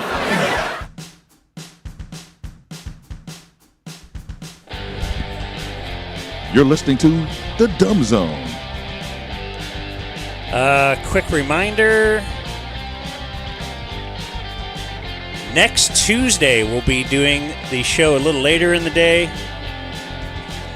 I believe 2:30 to 5:30 at Riders Field in Frisco, because it's the pregame show for Jake throwing out the first pitch before the Texas Tech-Oklahoma game. That begins at 6:30. So I would guess your first pitch will be around 6. 24. Oh, you know exactly? Yeah. That's their thing? 6:24. Mm-hmm. So, yeah. We'll be out there doing our show. We'll be cheering Jake on. Come on, little buddy. Little team manager gets a handoff at the end of the game, at the end of the season. That's 100% what it is. But we'll cheer you on. Speaking of that, in a roundabout way, I'm doing a volunteer bit with some listeners this weekend. We have a few spots. It's baseball for special needs. So come on out and have some fun. There's like 5 spots available left. I got like 15 people signed up. Baseball or softball? don't know, honestly. I think it says baseball. Interesting. I think all of it's interesting, and it's something that I was around when I was a kid, and I wanted my kids to volunteer. Whatever. The point is, if you want to do it, we still have a few spots. Soroy's friend Ben, Austin Ben, Airbnb Ben, the legend himself, will be there. A lot of people signed up, so yeah, hit me up. It's Sunday from like 1 to 3, and then you can... How do people hit you up? I think probably Jake at nopuppetproductions.com or jakemp88@gmail.com. I just assume people figure it out. Okay. But, yeah, good times. We have a couple of things we have to do real quick before viewer mail. All right, well, one of them is mention Qualis Roofing. They put the roof over this Dragon Den of Inequality where we broadcast live from. Not every day, don't usually. Usually we're downtown Dallas, but certainly for the draft. The Qualis drone may be outside covering the NFL draft as well tonight. That's how they will initially kind of look at your roof and decide if they need to throw a couple of dudes up there to check it out. I don't know, maybe they got ladies they throw on the roof too. I don't know. Call Qualis and find out. Or go to QualisGC.com. Mention the Dumb Zone. So they'll give you a free roof inspection, and they'll just give you a T-shirt. So if you just want to run the ball, establish the run, and get a nice free T-shirt, just call for a free roof inspection, and possibly you end up getting a roof with nothing out of pocket except for the deductible on your insurance, which is what we did. So we hadn't had our roof looked at in many years. Qualis came out. They're like, yeah, tons of damage up here. You know, all the hailstorms and whatnot. So check out Qualis Roofing, one of our OG advertisers. A couple quick things on the sports front. We're getting more information on the Mike Vrabel, Diana Rossini situation. Very interested. So the story this morning was that Vrabel would miss Saturday in the NFL draft. He would miss the third round. The third round on to attend counseling. I don't know if they're saying that he has a sex addiction. I don't know if they're just saying that his life is out of control. I was talking to the guys here in the break, just saying, hey, I got to go to counseling. First of all, it's very funny that it's on a day and that it's the day where the picks are less important. Like, at least Tiger, when they ask him about it, he's like, I'm leaving the country now. Like, you were talking about that Ibogaine thing, the Trump, Rogan, psychedelic medicine thing. The listener we have that took that was speculating to me. He's like, when you see somebody leaving the country, with Vrabel, they're like, we're going to wait till we get to the depth portion of the draft, and then he's going to go to counseling. So I don't know. Like, if you're having this, is that a negotiation with his wife? Like, to save this marriage, you need to do something. Okay, I'll do it. Yeah. I can't do it. Round one, I can't. I guess you don't care about this marriage. And then they negotiate back and forth to, I do care enough to miss day 3. Well, it's funny nonetheless. I think anybody could use some time to go work on themselves. Regardless, that's what makes it a funny bailout. And I'm not, I did this. So I'm trying to position it as like, yes, it's not a get out of jail free card, especially since now Page 6 has more photos, and these photos are from 6 years ago, in 2020. Oh. When they were both married. It was a year before her son was born, whose name is Michael. Really? Yeah. That's delicious. Pretty common name. Yeah. But still, not in this day and age it isn't. In any case. What's her husband's name? Not Michael. Yeah, like you don't name someone Jake or Dan or whatever unless the dad's name is that. So, yeah, there's more here, and there's also an article that somebody may have broken some laws in taking these photos and selling them. Ooh, that's funny. Yeah. That's a hilarious side note. Yeah. Like, okay, these are inadmissible in court. Guess they don't count. Like, try it. Vrabel telling his wife that. Actually, they broke laws taking these pictures, so these don't count. In Arizona, it's a crime to knowingly photograph another person when that person has a reasonable expectation of privacy and that person is having, quote, sexual contact or is without clothing. In several of the published photos, Vrabel and Rossini are in a hot tub or with fingers interlocked. Even if those circumstances fall short of what's needed to show a criminal act, the photographs could still give rise to civil claims. Yeah, I'd love to see Vrabel take that to court. He may not, but she might. You think? I don't know. Is there a Aaron Andrews angle here? Where she was getting spied on? Probably not, because she's going to be viewed as a homewrecker. Oh, she's married too. I don't care. I mean, Yeah. And then I didn't know. It is funny though to miss a day of the draft. Yeah, it's ridiculous. And then speaking of that, I just didn't know if you had any Cowboy draft things you wanted to get off your chest at all. Me? No, I don't know. I don't know, the players for the most part, except for what I've recently heard. I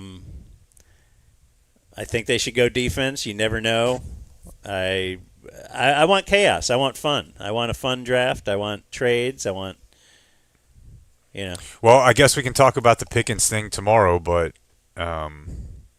it's not often that I'm, shocked by the way in which they convey information in these sorts of press conferences, and I was pretty shocked by how matter-of-fact they were about it. So I just would put out there, I wouldn't be shocked if they take a receiver. They cannot take do Jordan that. Tyson. They can't do that. They very well could. He's already pissed off. Well, if they do, we're basically signaling this is your replacement. You're a one-year player. Yeah. And it would be the signal of just go ball out, dude. You're going to make a ton of money, which would be true. You're also going to be sharing a little more than you probably thought. Well, and I guess that's the issue, yeah. And Shoddy was asked about that, too, to the media's credit. On, now he lied. He said it's not a big deal. But, yeah, it is a big deal. But it was somewhat of a deal last year, too. They acquired George Pickens. He's now clearly the number 2. He had never actually had a 1,000-yard season, right? And then all of a sudden, he wants to get one of these $30 million deals because he thinks he's that good. And then he did put together a great season because CD got hurt. That helped a lot. Well, yeah. But Shoddy went into last season with the same thing. Here's a guy, last year of his deal. It's a prove-it year, but I got to keep him focused and part of the offense enough. I got to get him the touches he needs, or else he becomes the guy that we have read about in Pittsburgh. Yeah. So that's why I think it's probably a good thing to just shut it down and say we're not talking. We're not. It's just over. I say that I don't think they're going to pick a receiver though. I'm hoping it's just a smokescreen to get people to trade up in front of them. That way a defender falls. You cannot fix the league's worst defense in forever with a receiver in the first round. They are often, though, honest to a fault. Yeah. They don't do smoke screens. All right, well, you can call our next play here. Next play will be viewer mail brought to us by Ownwell. I actually have a personal email from Ownwell. I think it just came in this morning. Yeah. Let's go check. Did you get one today too? I did. Yeah. They just keep you apprised of your appraisal. They keep you in the loop about what's going on with your property value assessment and protest. I didn't even put this in. I didn't do this year. You don't have to. Yeah. I did this last year, and now I get a status update. We filed your notice of protest. It's now on file. Your case is being built. They're on it. Ownwell.com/thedumbzone. A lot of other companies in this space will take up to 50% of what they save you. Ownwell, Balderdash, 25%. I say to that. Balderdash. Cockamamie. Don't get mollywopped by the local authorities in your tax game. Go to ownwell.com/thedumbzone. Save money, save time. Take care of that to-do list. Get off my ass. Ownwell just emailed me about it. That's what you'll find yourself saying. What's going on with our property taxes? Get off my ass. Oh yeah, wait a minute, Uncle Hotmail. Hey, Uncle Hotmail. Uncle Hotmail, look at me. Is there an email in your box for me? You know what I just found out? I didn't know of the Norm Macdonald, Sam Kinison history. Apparently they were pretty close. Didn't know it either. Did you ever hear that? Mm-mm. Heard that over the weekend. But that's not viewer mail. Is Delusions of on the list? I think it should be. I don't think it is. You're never deluded into thinking something's too small. Delusions of grandeur. Got this in the mail today, and the guy said, I don't need any pub. But he said, I want to send a little snack for my side hustle, Lone Star Provisioning, to my favorite midday boys. What are we looking at? GetLSP.com. Jokes aside, Jake, keep it up, friend. I don't have a beautiful wife and kids to lose, but my personal come to Jesus was 2 weeks in the hospital, and I'm now 5 years sober. Isn't it great to hear people that fell lower than you? Right? You didn't spend 2 weeks in the hospital. I'm happy for the dude. That's awesome. I just like hearing about people doing worse than me all the time. I got you. Pecans. Pecan? Oh, nice. What do we go with? Pecan. Nice. All right. Speaking of that, thank you. Thanks, man. LSP man. I got another piece of snail mail. Yeah, go ahead. Oh, here we go. Yeah, go ahead.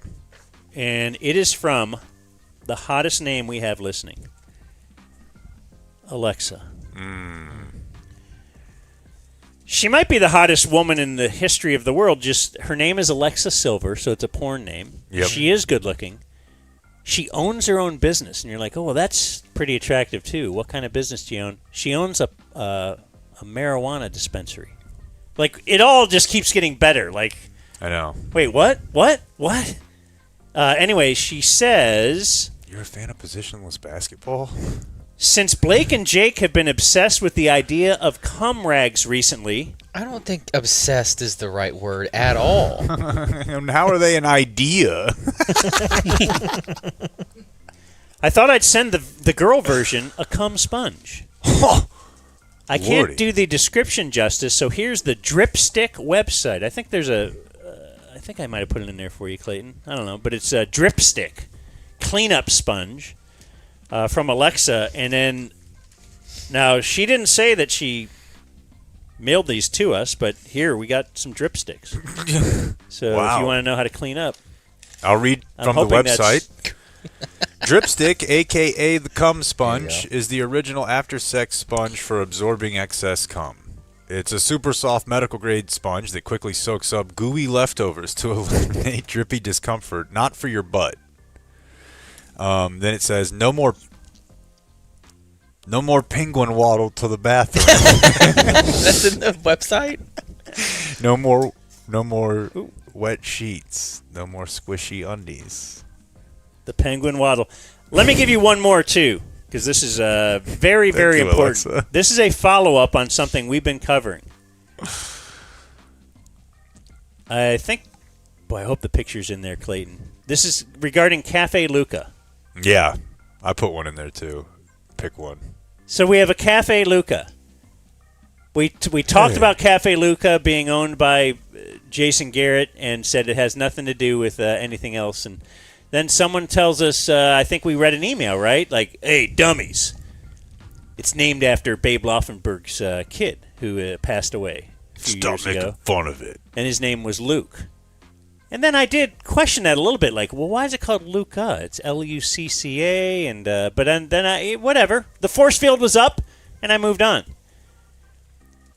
And then Max emails us and says, hey, according to this tweet from Babe, on February 5th, he has nothing to do with Cafe Luca. The tweet says, Cafe Luca, there's Babe standing in front of Cafe Luca, Babe Laufenberg, will be opening at the end of this month, but a clarification, I am not an owner or investor. It is not named after my son, Luke. Lucca is a city in Italy, but I'll be their best customer. Can't wait. Okay. Get off our ass? Yeah. I'd like to check out whether or not he's been their best customer, but also, I mean, I guess I'll take his word for it, but there must have been a common enough misconception. Heck, I mean, we did it that he had to go take that. Babe also has an all-time bad bit going on right now on Twitter. Oh, no. Dan, you're fine. It's not a good bit, but he's also a guy who was drafted to the NFL, and he's a quarterback, so you're allowed to do some bad bits. What's he doing? Well, he didn't have to make it go 30 days long. Because each day, 30 days out from tonight's first round, he's been saying 30 more days I have as the highest drafted quarterback out of Indiana. Next day, 29 more days until I'm dethroned from being the highest drafted quarterback out of Indiana. 28 days. It's every single day, dude. We get it.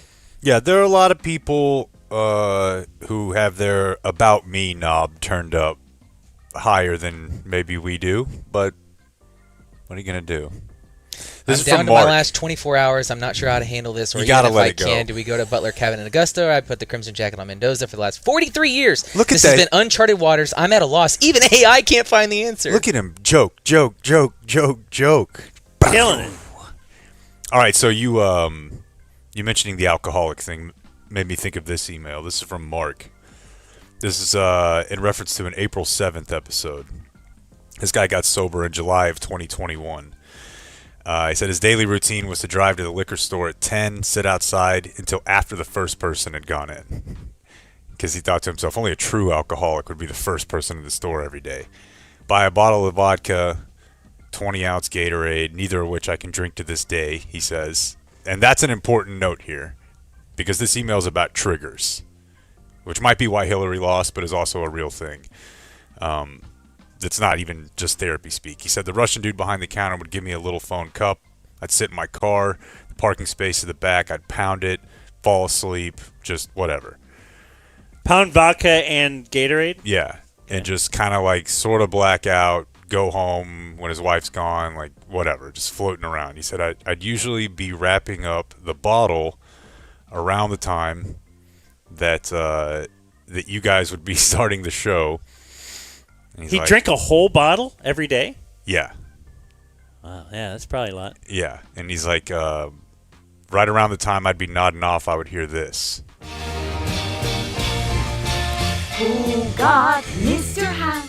Not the guy with the best stats. So this would usually we do it around 12:30, 12:35, 12:40, and he said when we played this a couple weeks ago, his hands started shaking. He could like taste vodka in his mouth. He got like my blood pressure started going up. He's like, I hadn't heard that song since I quit drinking. Wow. And he's like, and I used to just be locked up every day hearing the Mr. Hat song. So shout out on 5 years. So we play it again? Well, no, I mean, I imagine he knew it was coming that time. I set him all up there. I got a text from good listener Justin who said they can't even film Frisco King in Frisco. Yeah. Said that yesterday. This is in the news a little bit, if you want to know. They can't film it? They're not. Oh. This is about the text I sent to the group yesterday, too. Are you following? Do you have more, Blake? The crew will shoot in South Lake Town Square on Wednesday.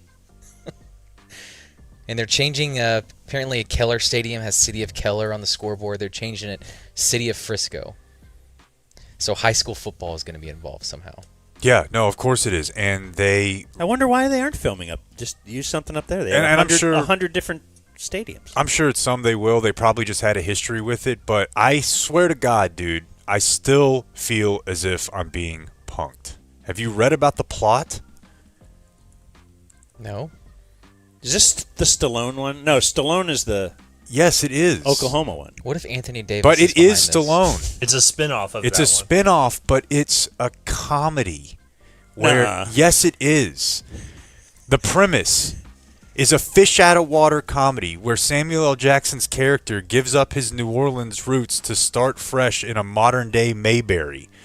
The Stallone character tells him it needs to be Frisco. San Francisco? No. Frisco, Texas, and here's your golf polo to fit in. It's like a I don't even know, like a Cedric the Entertainer sitcom type thing. A spin-off of The Sopranos is becoming comedy type thing. It's like... Yeah. I mean, like a... Sure. It's some serious Tulsa show. King is a serious show. The spin-off of The Wire is now...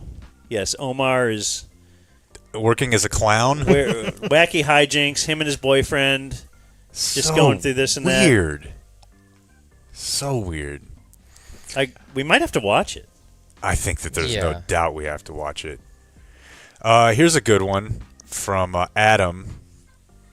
He has a WHL. Went to Easter to see a buddy of mine play organ at a Lutheran church in Arlington. That is why WHL. Lutherans?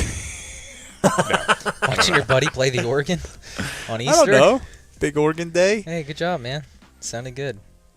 So his WHL is that they offered communion and they had a gluten-free option. That's awesome.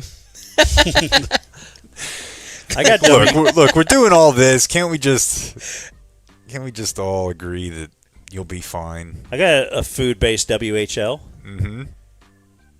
from Richard. Said, according to the New Yorker, the best Italian sandwich in all of New York City is the Vegetalian. An Italian sandwich with sweet potatoes instead of meat. Hillary just lost the Italian vote. This review made me vomit. I picture the woman who interviewed Sydney Sweeney as the food critic who wrote this nonsense. Sandwich aficionados will spend happy hours yelling at one another about the proper cold cuts for an Italian combo, debating with intensity and the relatively merits of the sopressata versus capicola, or whether to include a layer of blah, blah, blah, blah, blah. But the Vegetalian renders all of these arguments entirely moot by evoking the best parts of a meat-laden sandwich meatlessly. Yep. He's flipping Dade County. Tell you that. Got another one from Blake, a WHL. Recently talking about Price is Right, I turned it on the other day, and now they have a 50-50 split with hot girls and hot guys. Oh, no. Like, so the prize... There's dudes in Barker's Beauties now? Right. I don't think that's the end of the world. I think being attracted to dudes, if you're a dude, is actually way less gay than a lot of the stuff we're talking about. So just throwing a little meat to the fellas doesn't bother me. You know what would bother me is if they had ugly people up there. Do you know about? Do you know what I mean? Like, that's a more of a societal decay to me. Sorry, go ahead. Well, he's got one more, but it deals with American Gladiators. Are you pretty familiar with American Gladiators? Sure, yeah. It's been a minute, but I plan to tune back in. He said, I was all pumped to watch the new American Gladiators you all spoke of. Then I see they don't have Assault, which was by far the best event. My guess is that is where there's a guy up at almost like a Gatling gun type thing shooting at you. He says, I can only imagine it's because the gun aspect, and if so, someone in Dade County just changed their vote. Yeah, sorry, I need new counties. But yeah, dude, it rocked. You'd be running, the Gladiator would be up on a perch, and he would have this like air-powered assault gun, and you'd have to try to run from spot to spot while they're shooting at you. I mean, it's very school shooter training, now that I say it out loud.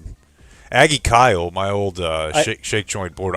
I just have one more WHL, unless Okay. you're still doing WHLs. No. My close on the WHL. Sure. This is one from Carter, who said having to rebrand Gay Not Gay into WHL is the top of the list on WHL. That's fair. Yeah, very. Yeah. Aggie Kyle said he was listening to us talk pedicures, shoe shines. So I actually have one for my wife on this too. So Kyle says, I get pedicures every month. I recently put my feet in the hot water, turned on the massage chair, lifted up my book. I felt someone touch my feet, lowered my book. Little person. Oh, whoa. So to test our service attitude, well, let's just talk it through. Is it a little person? Is it a little Asian? Like, is it? I don't know that I've ever seen. Of course, I've seen, I guess, an Asian little person dwarf, but Oh, yeah. yeah, because like the Guinness World Book of Records or whatever. That's the one I was thinking of. That's but true, yeah. Off the top of my head, I was thinking mostly white and black. You got Pedro's had a little friend, Pedro Martinez. Right. Little buddy. But if the Vilches, premise here is I agree with Dan. The shoe shining thing, especially since it seems like it's almost always an old black guy, does feel weird. But for whatever reason, I don't feel weird about the pedicure. Now, part of that is because it's expensive, and you're giving them, especially if you tip, dude, they're making decent money. But my wife was telling me yesterday she went and got both pedicure and manicure done at the same time, and I was like, that feels way too Like, what are you, a horse? Got her They're just like, pap smear at all of it's going on. I mean, it's what it felt right, like. They're doing her gave her a tummy tuck. Or, Alexa dipstick. Yeah, just cleaning the whole thing up. Yeah. Derek says, look up Brooks on American Idol. Do that. He said, is this Blake paying off a fantasy loss?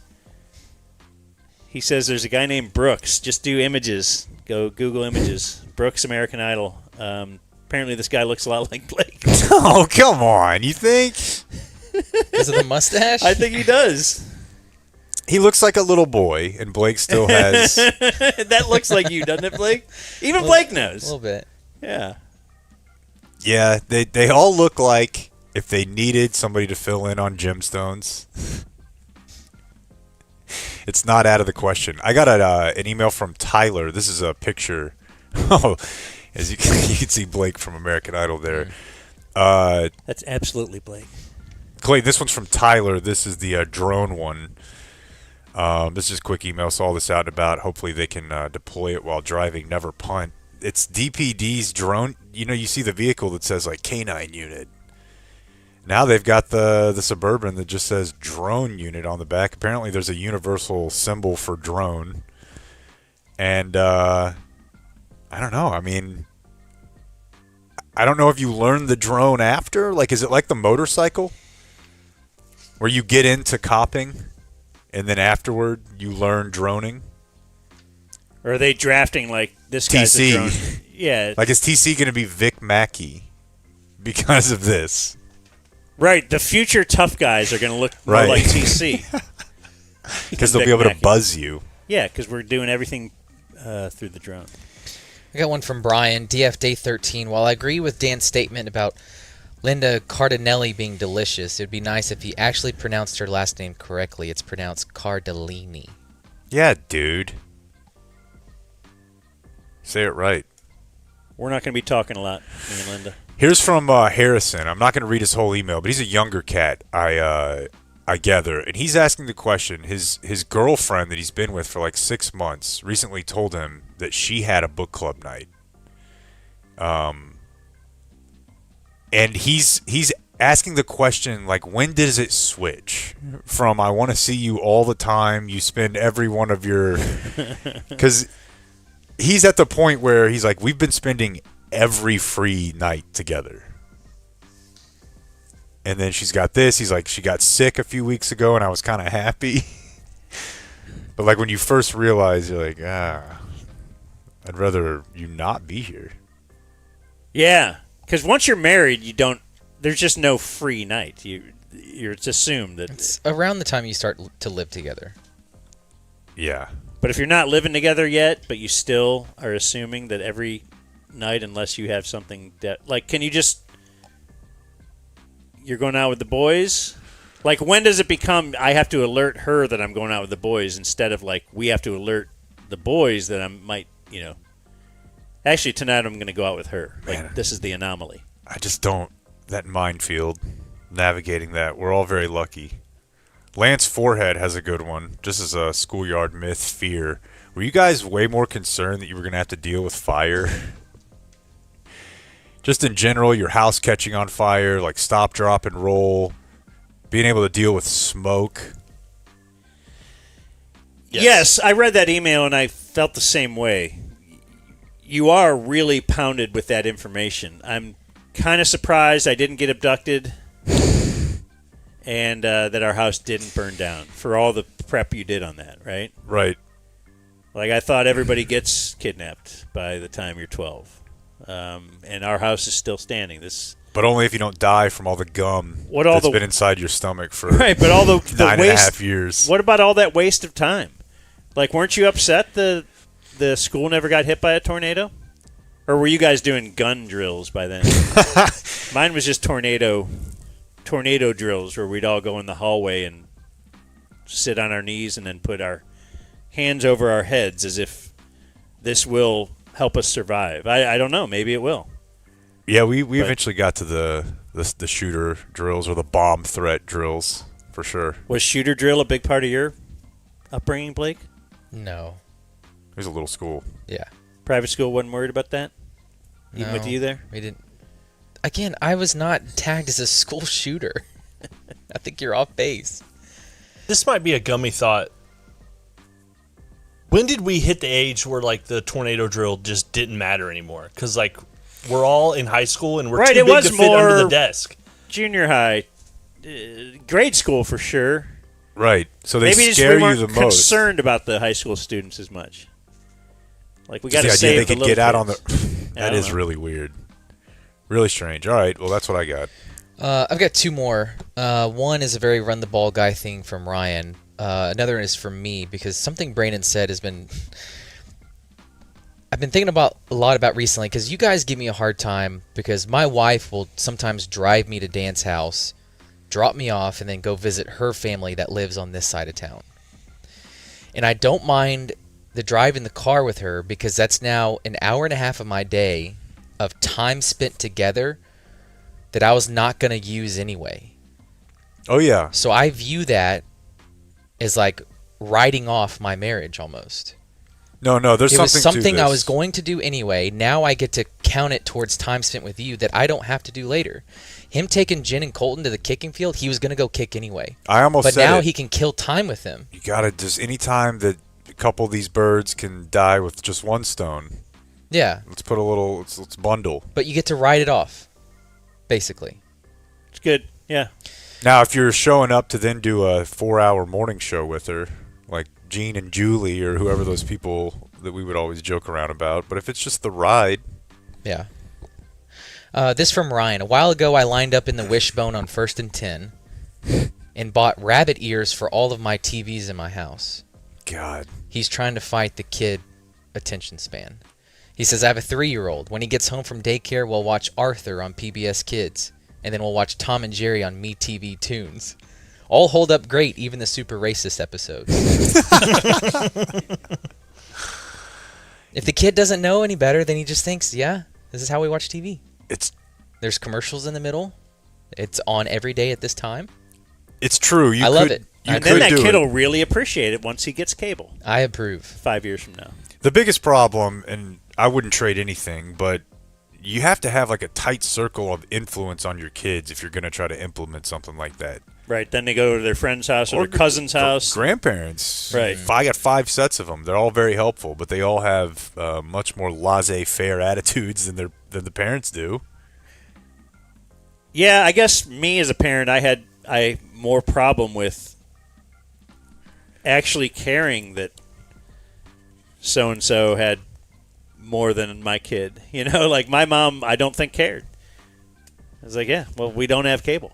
Yeah. It's like, yeah, but everybody else does. All right. Well, we don't. And that's why you have to steal it from the neighbor. The cable box outside has it. You could. Or your That's mom how you can- learn some early engineering, Blake. Mom How gets to know the cable guy. run a splitter. Yeah, that's good. Oh, my dad used to watch the cable guy hook up the HBO and Cinemax, and then had him back out to cancel it. And then when he left, he climbed up there and just redid it. That's how we had free cable, and that's how I saw porn way too early. And my last one is also a run the ball guy. Much like Blake's video games, chess players age out young these days. So Judith, remember Judith? The queen? The queen of chess? Mm-hmm. Watch that documentary? Judith is the most established the run person in sports.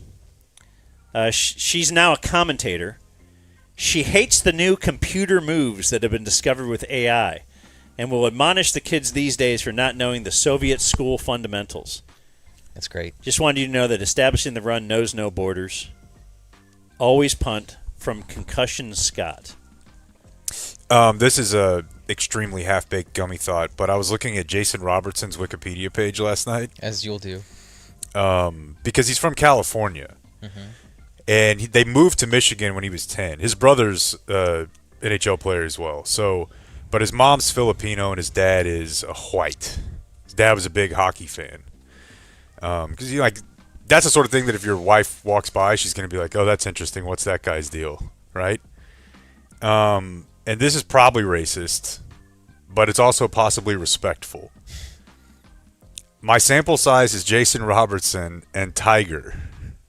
But I feel like having a somewhat submissive Asian wife is helpful if you're going to be an absolutely insane sports dad. Like, behind every psychopath, there's like a lady who's like, I actually think this is good. And possibly a person with a different, maybe more Western approach to parenting might step in here and be like, this is a lot. But like Jason Robertson's family moved from California to Michigan when he was 10 and his brother's 7. And I'm just imagining, how do you know for sure? You don't. It gets you into that whole nature nurture thing and whatever, but I don't know, you got to have a pretty down-ass wife to say we're moving to Kalamazoo with the 4th and 1st grader.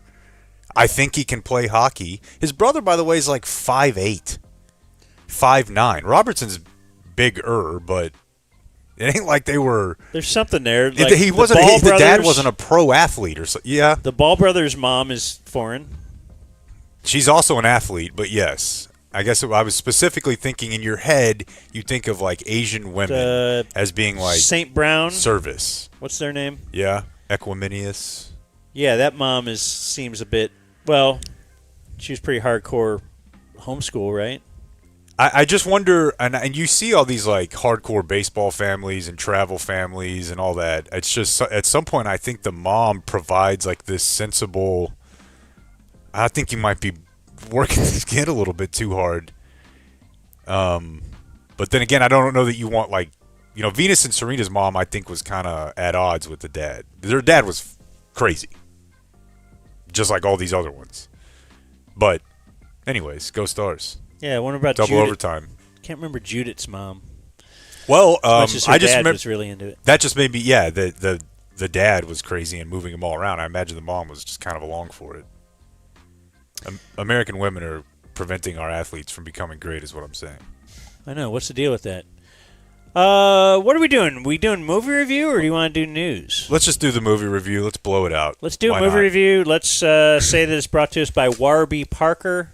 That is, let me show you my Warby Parker glasses while you tell everybody about Warby Parker. I've been a Warby Parker customer for quite some time. I made the switch over 4 or 5 years ago. I was like, I want something that looks nice. Frankly, I want something that looks like it costs a lot, but I don't want to pay a lot because I used to pay a lot for my specs.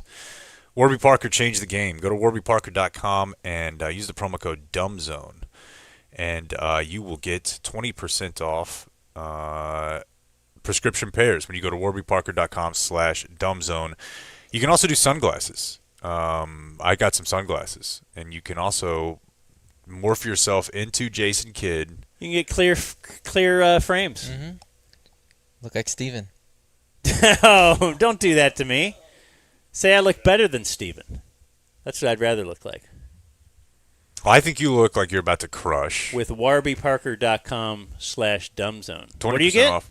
20% off additional prescription pairs. warbyparker.com/dumbzone. All right. Let's review the movie Draft Day. Draft Day. Which Johnny was filmed in Manziel. Cleveland. Did you ever hear that story that my brother's bar was contacted by Kevin Costner's people? Because Kevin Costner has a band. Right. And of course he does. He wanted to play somewhere. And they had that back room and a stage. That's where we did the show. And I guess Kevin Costner, so they took over, like, my brother's bar was like, of course. That would be the greatest thing ever. And so, yeah, Kevin Costner and his band came in there and played for a night and got pictures with everybody and all that kind of stuff. When they were filming Draft Day, I would guess this is the year 2013 or 12. Because the movie came out in 2014? Yeah, and I guess I missed this at the time. I was part of Bad Radio, but I must have been doing something else, filling in elsewhere. I'd never seen this movie in full before. I was familiar with all the jokes that we would make on Why Today Doesn't Suck about all the owners going to get to New York in 30 minutes and this and that. But I'd never actually seen the movie. And I guess I'd never really considered where I hold Kevin Costner in the pantheon of actors of that time, but I've always thought he was great, right? Just a standard, generic, whatever, pop culture superstar. He is so bad in this movie. It's like he's not trying. Like, you know how you'll see a movie that's terrible, but they got a famous person to be in it, and you're like, at least they were pretty good in it. And Kevin Costner is not dynamic in this movie at all. So if it was a passion project for him or something like that, you don't know it. It's pretty half-assed, to be honest with you. That's the part that you thought would deliver. You knew the football stuff would be stupid. And it is, and we'll get into it. But even from just a movie, I was stunned when you said your wife liked this movie. Stunned. She mentioned it again Different last strokes. night. Yeah. She liked the movie. She said it was a good chick flick. Because of the Kevin Costner, Jennifer Garner, I guess. Oh, you had to hate Jennifer Garner in this, didn't you? I'm not a fan. I'm not a fan in general, but that's probably more of a me thing. But the person that she plays in this movie is how I imagine she is in real life. Just whiny. Did you watch it, Blake? So I watched this on 2 times speed, and it was still too long. It's not good. I don't think I saw it when it came out. It's a Disney adaptation of what they think draft day is like. I'm amazed that some people think like all of this could have taken place in 15 hours. Yeah, the movie starts the day of the draft, Like the morning of the draft. Hey, look into Bo Callahan for me. It's the morning of the draft. Yeah. Find something. What is that? So Seattle has the number 1 overall pick. Correct. 12 hours before the draft, they're like, hey, what if we traded? Like they had never thought of it until that point. Well, that's not entirely true. I mean, okay, so I actually think as bad as Costner's acting is, if you wanted to look at this movie and just actually try to do like a serious analytical breakdown of it and the things that they're showing you, the fact that we talked about this recently with the way that drafts are graded and the fact that the Cowboys are the only team that should be able to beat this because they never have to worry about getting fired. But the whole dynamic between the owner, he knows his team sucks, he wants to make a splash. Like, how many GMs are there walking around who are fired that are like, I didn't even want to draft that guy? I'm not having any issue with that. Okay. I'm having an issue. Yeah, if yeah. you remember, though, Seattle first called Kevin Costner. Mm-hmm. They got the number 1 overall pick. And then 12 hours before the draft, they were like, let's look for some desperate teams. Like who? Oh, how about Cleveland? They always will do some stupid stuff. So, yeah, they proposed a trade of, 3 number 1s for – no, it was 2 number 1s and something. And a third. For the first overall pick. That was and during Kevin the pancakes. Costner says no. Yeah, during the pancakes. Then Kevin Costner does talk to the owner who needs to meet him at the amusement park to illustrate that I guess he says life is something goes up and down. So he couldn't just say that. I have to stand next to a roller coaster and then illustrate that. Yeah, and I also kind of got the At implication 6 in the morning, I think. Yeah, that guy may own the park, right? To let you know, like everything he's got going on. Yeah, he owns everything. Here's a little bit of that. Just to be clear here, you're threatening to fire me, right? Let's talk about the draft. What do we need? Let's talk about the draft. What do we need? Again, it is at 6 a.m. It is that day. Draft day. It reminded me of this clip from an old Cowboys doc of Jerry when the cameras are rolling. Well, and we're bringing Kennard in Saturday, and he'll get in good shape, and he'll be a very good, legitimate. Tell me this. Who else is playing pretty good? What do we need? What do we need? So anyway, yes. He's like, you got him. I need a splash made. So then he calls back the Browns GM. The Seattle GM, very smug now because he smells blood in the water, is like, actually, that deal's not on the table anymore. I want 3 number 1s. We all gasp. And Kevin Costner agrees to that. 3 number 1s because he's got to make a splash because his owner wants to make a splash. People don't come to the park to not get wet. Bo Callahan is like the consensus number 1. He's like Andrew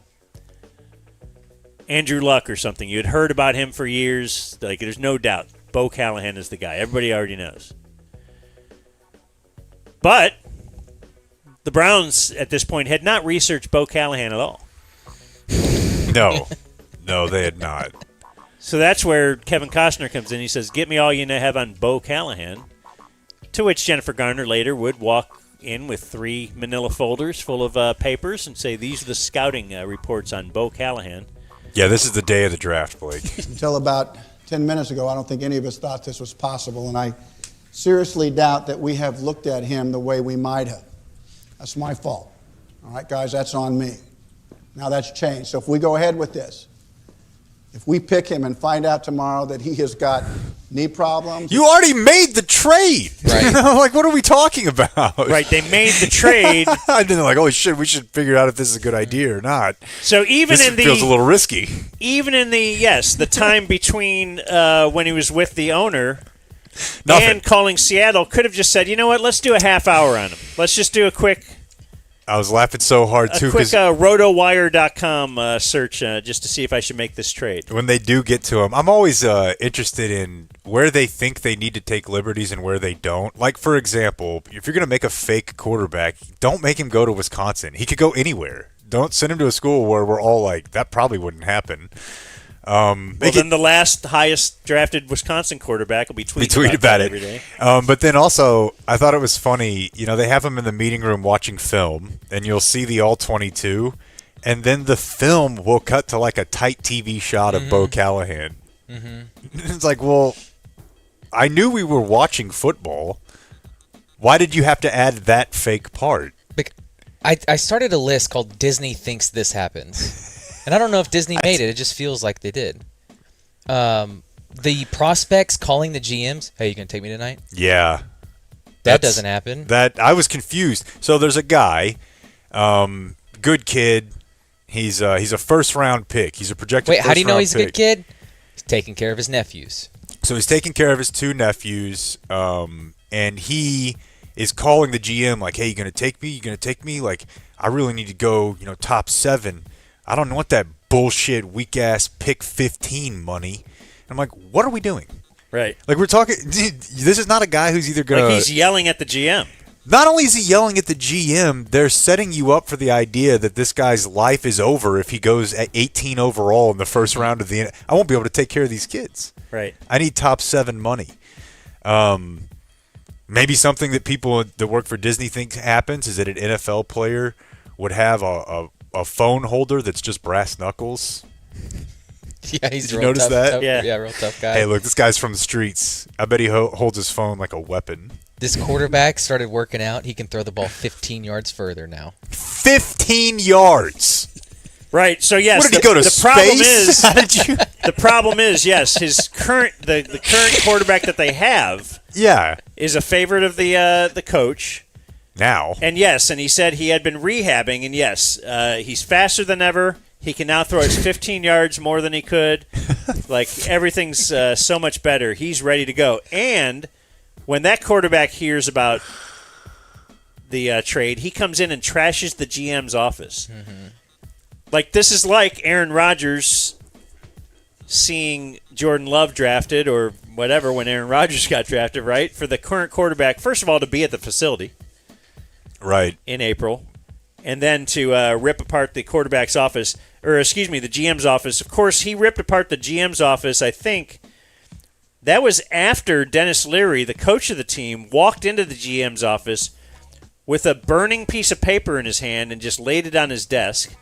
Someone had to run in with the fire extinguisher. Mm-hmm. Of course, it's the capologist has the fire extinguisher. She burns that off. Strong woman.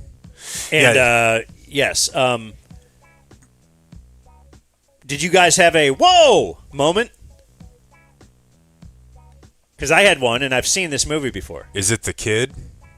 No, it's when we find out who Bo's agent is. Oh, he had some lube with him in this movie, it looked like. That would be P. Diddy. Oh. Yeah, P. Diddy is Callahan's agent. You didn't catch that on double speed? No, I caught Terry Crews. Yeah, Terry Crews, but Diddy's all over this thing. Yeah, Puff Daddy is Bo Callahan's agent. Yeah, Dennis Leary is the coach, and That's why he Just slid in the draft. Nails it as a asshole guy, but I thought they were implying that he's Barry here a little bit because Dennis Leary came from Dallas. Yeah. And he's going to tell you all about how they did it there. This is quick, but... Yeah, she's the best. Why am I here, Sonny? Because Melina thinks you coached the Cowboys. I did coach the Cowboys. And I think you were a bad babysitter. I liked that as a child of the 90s. Like, this guy shows up thinking I did it. He's showing off his ring. Mm-hmm. They seem to be, I would say, referring to Barry Switzer then. Like Yeah. he came in and Yeah. coached someone For else's sure. team. Just overall a great movie, right? I don't know. It's insane. Well, he's 10 minutes before the draft. I think he's still learning stuff about the players, and he's like in his office, and then all the other people with the Browns that are drafting are like, "Where is he? We're gonna have to draft." And then you got Rich Eisen on the draft coverage going, you could pass on the pick. That's happened a couple of times, which is weird. It actually has. And you know that made people who've never followed the draft before think like, holy, that must be like... That happens all the time. They must run it down, which is stupid. People just pass all the time. So, yes, the owner, the half-hour thing. So the draft is in New York City, the War Room in Cleveland. The owner doesn't know because Kevin Costner doesn't draft Bo Callahan for a couple of reasons. One, the running back who was the defensive lineman who was the potential number 7 pick told him, "You got to watch the film. Watch after I sack him.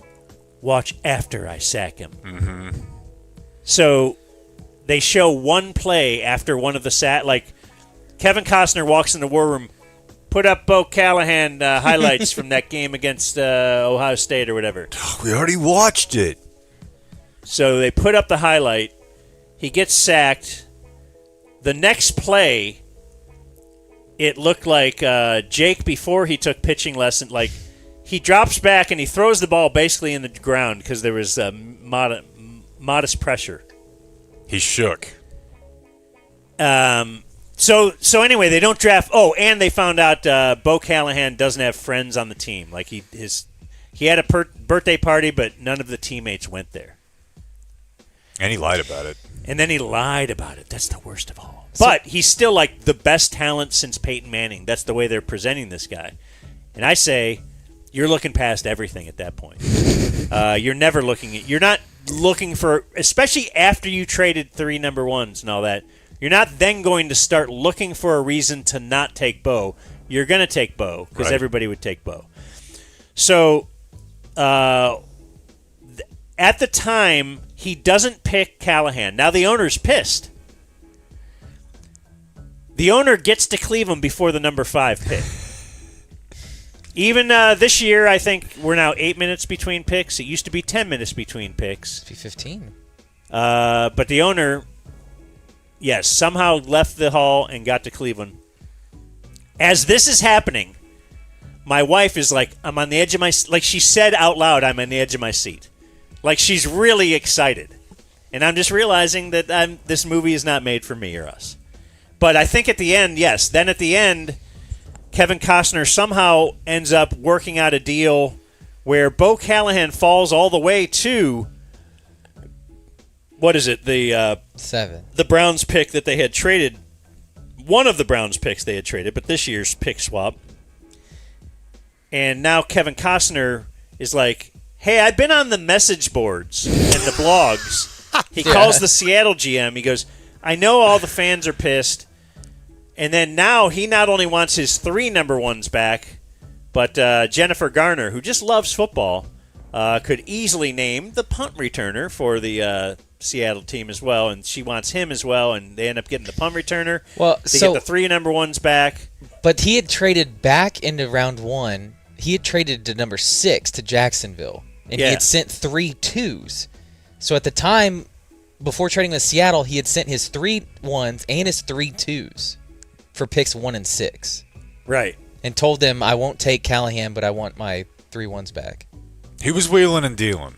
Right. So he ended up with, though, and it's the same thing with Jacksonville. So Jacksonville's on the clock, so it's ticking. There's 10 minutes. He's a new GM. He's nervous. I'll take it. So it starts out the worst GM in the world ever was Kevin Costner, but then by the end of it is actually he was the best GM. I just want you guys to keep that in mind tonight as we close up coverage. You know, you gotta see the whole package before you can really grade a draft. I think that's the lesson of this movie. You have to wait. I hated the things manufactured for the movie. The pregnancy thing at the end was stupid. The fact that they had to do the spreading of the urn on the day of the draft was ridiculous. Why? That's not ridiculous at all. Can we do this tomorrow? You know a man who is really into sports who spread his friend at a sporting event. At spring training. Okay, well, the day of the draft is a little better than OTAs or we can do install. We can do it next week. You think that Jerry's going to let him dump him out when they're out there with the rookies in shells? No. No. Yeah, the whole dad thing anyway. There's just a lot of fluff around a really terrible movie. I learned a lot about the NFL. Yeah, it's a documentary. Go watch it. It's called Draft Day. Here's Jake with the Dumb Zone News. News brought to us today by Harry's Razors. Love that Harry's Razor, especially on a nice bald head. But can probably help you with your neck, your beard. Very, very smooth. We're talking like multi-blades here. How many blades we're looking at with Harry's? Have they? If I had to guess, I'd say 6. But I'm going to hit you with this call to action. For a limited time, Dumb Zone listeners can get a Harry's Plus trial set for only $10 at harrys.com/dumbzone. That'll get you the razor, 5-blade cartridge. 5 blades. Some foaming shave gel, travel cover. harrys.com/dumbzone to claim the offer. After you purchase, the last where you heard about them, please tell them that it was the Dumb Zone. A little bit of a follow-up on the Plano ISD AI graduation. No, when they ask if you heard of them, be like, I typed in harrys.com/dumbzone. I think you know. And then... hang up the phone. Yeah, okay. Sorry. Plano ISD put out some sort of notice that, hey, the graduation announcements are going to be read by robots. Yeah, and people got upset. And so now they're putting out notices to parents saying, this is to make sure that it's right. So we're going to send you, this is what it's going to sound like. Is this right? So they're at least like screening it beforehand. They're saying this comes from, feedback from previous ceremonies. So the goal is to get it right. You know what? Yeah. And those people from those previous ceremonies that complained, you're not going to watch the video. It's not going to matter. And in fact, if your kid's name is pronounced wrong, it'll probably be more memorable for the future. And you'd actually, hey, well, let's watch this. How many times have you watched your graduation walk video? I don't know that it exists. If it does, that answers your question for you. You didn't have Chappie out there with a video camera? No. I don't know. No. That probably Stepdad. Stepdad might have done it. He might have, but yeah. No. But we got videos of everything, and yeah, it's just a waste. Woman in Houston, 55 years old, was arrested for a murder. She allegedly killed her husband. He was found dead near Lake Louisville in 2002. Whoa. That's right. We had a case that had gone cold. Man. Damn, she thought she got away with that? Yeah. Probably so. She was like in her 30s? Yeah, it's 2002, so it's 24 years ago. She's 55 now. Who is she? Her name is Lisa Honrud, Honrud. Now, you probably have to, take 24 years of carrying around a murder charge off of her face, and you could probably see it. The guy's body was found by Fisher Theys near Lake Louisville, wrapped in a plastic bag with 2 gunshot wounds to the chest. This was just found? Damn, No. she is hardcore. Oh, it was found back then? Correct. How did they piece her into it then? There's no details in this story other than there's a link to she was arrested in Frisco, and Frisco PD put out her mugshot. Now the daughter the guy had a daughter, not her daughter. But the guy had an older daughter who long thought that her and others were involved. 24 years, man.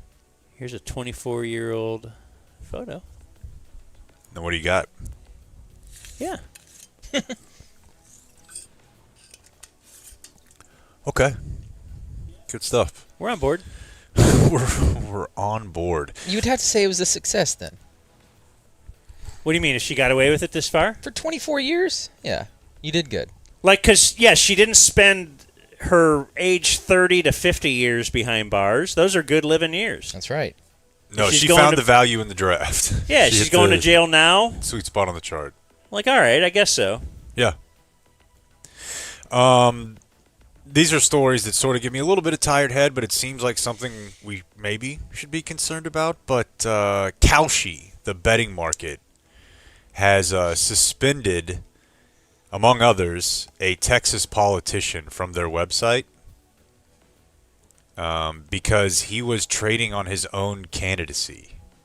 So he placed a bet for, will this person run for office, and then announced that he was running for office.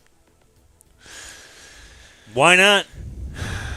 Yeah. Well, probably because it's not legal. It's not legal. Yeah. It's not. Well, I don't know that it's criminally illegal, but it's definitely illegal. How about none of according this stuff to their should be legal? Regulatory bylaws, it's illegal. And this is the sort of thing I think that your attorney general is probably supposed to be taken care of, right? Some sort of consumer protection-y type. I think that's what they do. In any case, there were two other people as well. There's a politician in Minnesota and one in Virginia. All have been banned from the platform. These were both Democrats for trading on their own elections.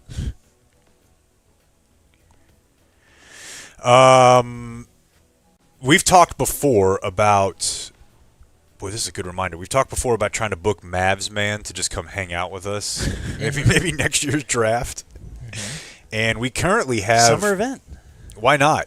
Don't forget, we go another Wednesday of talking about the summer event. Great ideas, but we didn't talk about the... Mechanical bull.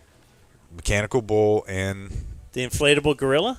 I didn't know if you wanted to say it or not. I don't know if we should get an inflatable gorilla. Come on, bud. The guys at Fairleigh said they have those big... floppy guys. The big... Yeah, the Sweet D dances like. I think Spotlight, I think these are good bits. Spotlight is my idea. Can you do a spotlight like the Batman spotlight, but with the Dumb Zone logo? I bet That'd you could. Be cool. The Braves home run celebration, they turn off the lights and they do a spotlight on the runner running around. Really? That's sick. Cool. Yeah. Oh, yeah. So we do also have a pizza party with Rangers captain. That's right. Waiting in the wings somewhere. Yeah. There's a business in Dallas that it's a startup that allows you to rent out dancing robots. They're like humanoid robots. They look like the Boston Dynamics robots. Can we destroy them? I mean, my guess is you probably are. Let's Jackass it. Remember when Jackass rented a car? I definitely thought that was I mean, you can just do that, right? As baller as anything, though. You can just do that. Well, certainly they had to pay for the car, but...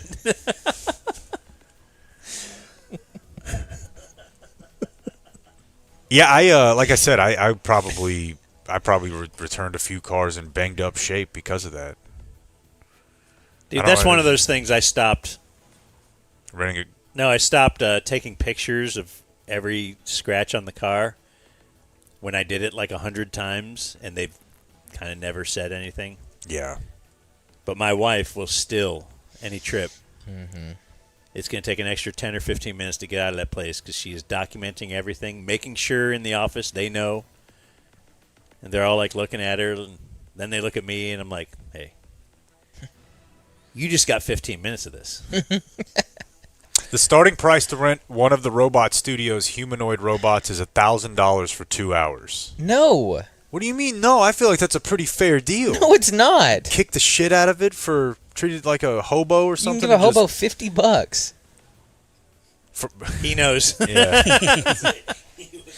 You can kick their ass and then they'll blow you. Or larger bookings. Oh, all right, there's your news. Yeah.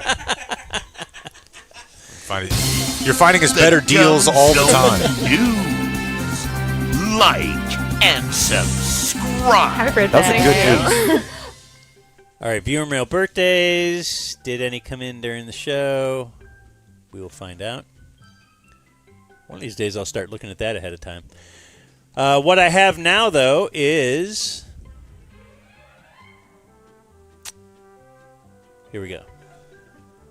Dear Captain Pink Wink, please wish ZK Mavs, Zach Coolez, a happy Tom Brady plus Jason the Jet Terry birthday.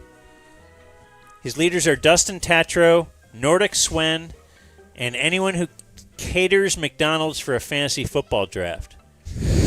Less Matt Brunig, less breaking down Jones Family Audio, and less Blake suggesting one beer is okay. From Jake's rehab buddy. Hey, that's not funny. The Ben03 and Cable Fly Guy. Happy birthday, dude. Dear Dan, Lordy, April 23 is the big 4-0 for my kid brother, Strong D1 and IJB1, Martin. Here's a photo of y'all in Cleveland, which every year prompts Jake to say, yeah, I know that guy, good dude. His leader is Danny as Scott Stapp. More Soroy N-bombs. Less anchor words / phrases. It's an SG bit. Sorry. Never punt and JTRHNBR. Justin.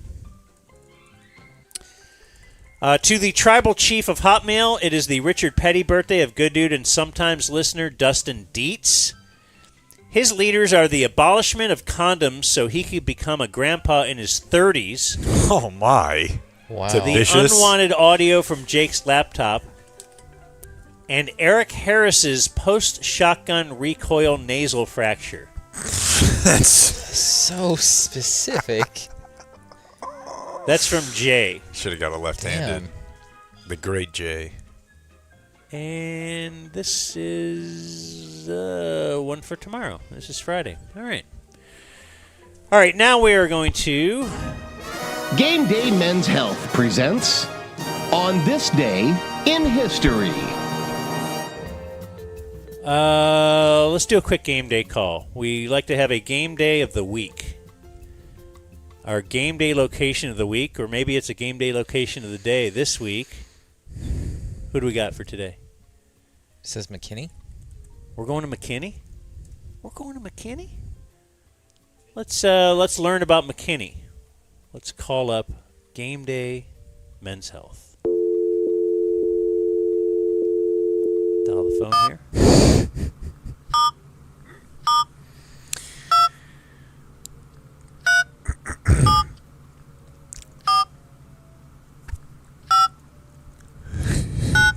Our office hours are Monday through Friday from 8 a.m. to 5 p.m.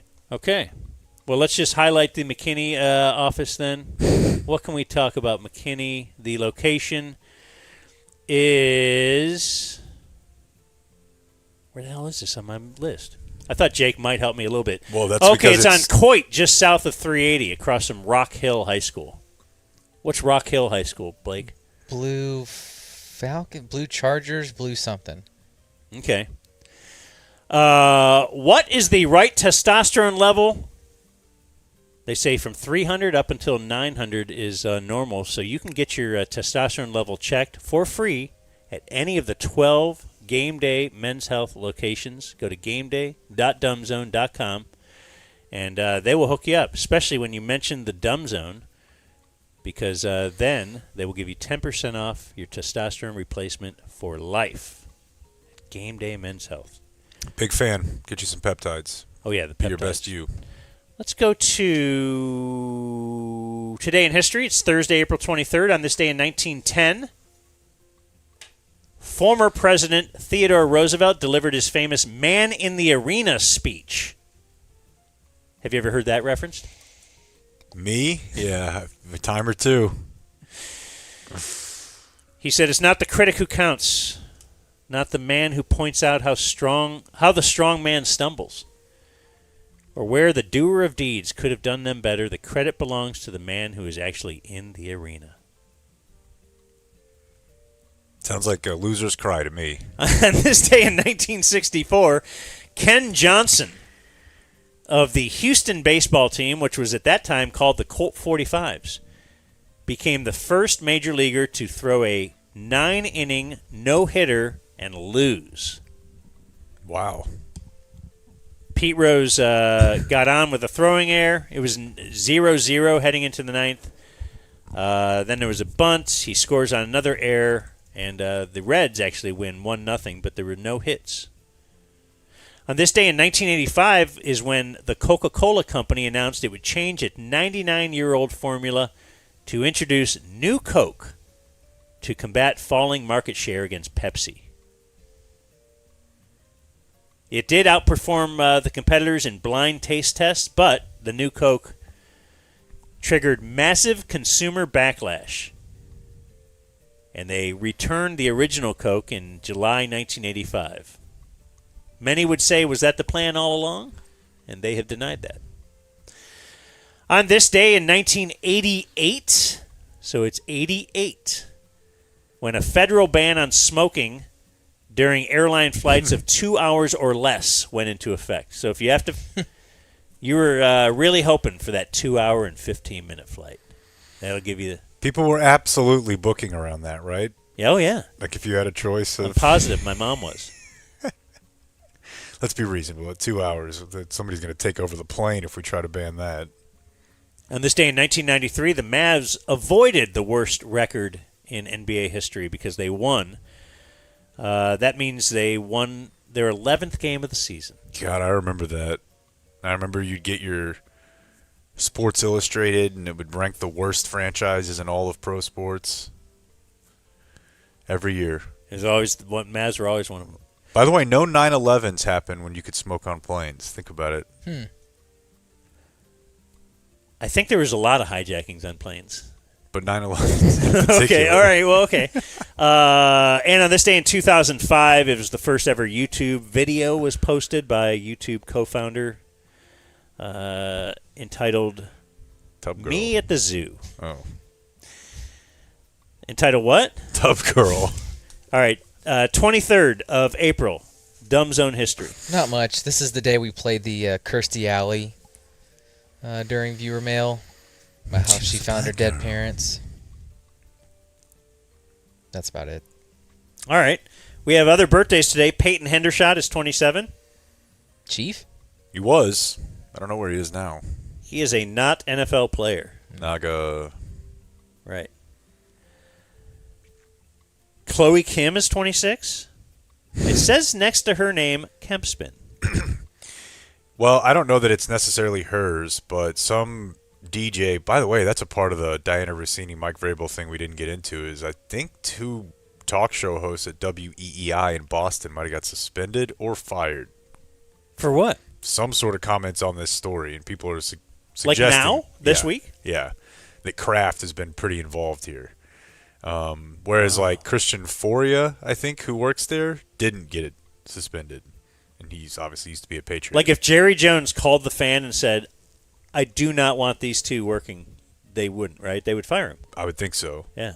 But I believe that somebody who worked at WEEI made some comments about Chloe Kim. What do you got? Yeah. Okay. Thank you. Said she was a hot piece of ass when she was 17. Well, today she's 26 and nailing Myles Garrett. Wow. Who could be a Cowboy by the end of this night. Great point. Be pretty great. Andrew Jones is 49. Brave. The best. Got me worked up this morning. You know I wanted to do the segment on Andrew Jones doesn't belong in the Hall of Fame. No, he His absolutely first should. year as a candidate, he got 7% of the vote. You're telling me he got better over those next 10 years? Like that much better? He had 7% of the vote. I thought he was awesome. He used to catch fly balls right here. With his glove? Those were fun teams. Kyle Juszczyk is 35. Joe Ferguson is 76. That's a former Bills quarterback. He led the NFL in passing yards in 1977. 2,400. 2803. 12 touchdowns. That's what the Cowboys gave up on third down alone. 12 touchdowns, 24 interceptions. Shut up. Look it up yourself. That's insane. Like, at some point, we're just going to take the ball out of your hands. If you're going to big risk, dog. well, if you're going to throw it for 2,800 yards, no, 1 to you're 2 gonna is have an an occasional. unsustainable. That's not occasional. You just don't get it. Michael Moore is 72. Were you really into him? Are you embarrassed to say? You know what? When I go back to it, I would say that I generally am still into the same message that Michael Moore was hitting me with when I was 16 or 17. It's just the bitchy, whiny, dare I say, cunty way that he communicated that I wish I would have stayed more away from. Do you know what I mean? But as far as like the ideas, yeah, in general, I think he... John Cena's 49. I wish that Michael Moore acted like John Cena, is what I'm saying. And then, now you've got my two worlds together. John Oliver is 49. Cal Penn is 49 from Harold and Kumar. Dev Patel is 36. He's from Slumdog Millionaire. And our Dumb Zone birthday of the day in honor of Jake today is Todd Clem. He's 61. Did he play the little dog? I want you to search Todd Clem. CLEM. No. Okay. Bubba the Love Sponge. Fantastic. Whose wife had sex with Hulk Hogan and his Pepsi can penis. On video, right? Oh, yeah. Brought about the interest of PayPal founder Peter Thiel, who the publication Gawker, who had published Hulk Hogan's penis photos, had once outed as gay. Peter Thiel was mad, and 15 years later, Donald Trump was president, invading Iran. You feel like there's some thread there? No, I don't think there's some Connecting thread. I think that's 100% all in the same thing. I think Peter Thiel's the reason Trump is president, or a big part of it. All they did was said he was gay. Is he? Yeah. Oh. Well, then is that bad? It just he seems didn't like want everybody to know. It feels like an overreaction. Born on the Stay Now Dead, Hervé Villachez. He was the midget on Fantasy Island. Little person. But it also got us Hulk Hogan wearing his formal do-rag in court, where he wore all black and still had like a suit do-rag. Us balds will do that. That's a cool look. Should I go do-rag guy? Please. Hulk Hogan. Who was the other guy? There was a couple. What about like Stevie? Like, from the E Street Van Zandt? Band. Yeah, Yeah. he kind of has a gypsy headband type thing going on. He does it not bald, right? Yeah, I don't think he's bald. I'm just trying to think of guys I see wearing headbands besides Hulk Hogan. Does Kid Rock do it? Kinda, yeah. Jesse Ventura's got a big one. Like, I can't be bow tie guy. I got to be some different thing. The clear glasses are just sitting there staring at you from Warby Parker. Jan Hooks, Born on the Stay Now Dead. The Office. And William Shakespeare. Dead on the Stay Still Dead, William Shakespeare. Hey. You think they were doing good records back then, or you think, I think he was born in April. So the guy who wrote all the stories, like, just happened to be like, I died the same day. Okay. When do you think he died? Like, what year do you think he was alive? Ooh, that's a pretty good one, folks. 1600? Yeah, I was going 1650. I'm going to say 1550. Although 1550. You guys are all right there. Okay. Died in 1616 at the age of 52. Good. Also died on this day, Howard Cosell. Howard Cosell. And that's what happened. What does Bubba the Love Sponge on sound this like? day in history. Did you ever listen to his work? Never. He's one of those guys. But like I always heard of like Man-Cow and Bubba the Love. Like these are just radio guys from across the land. Who somehow they're all from Tampa. Yeah.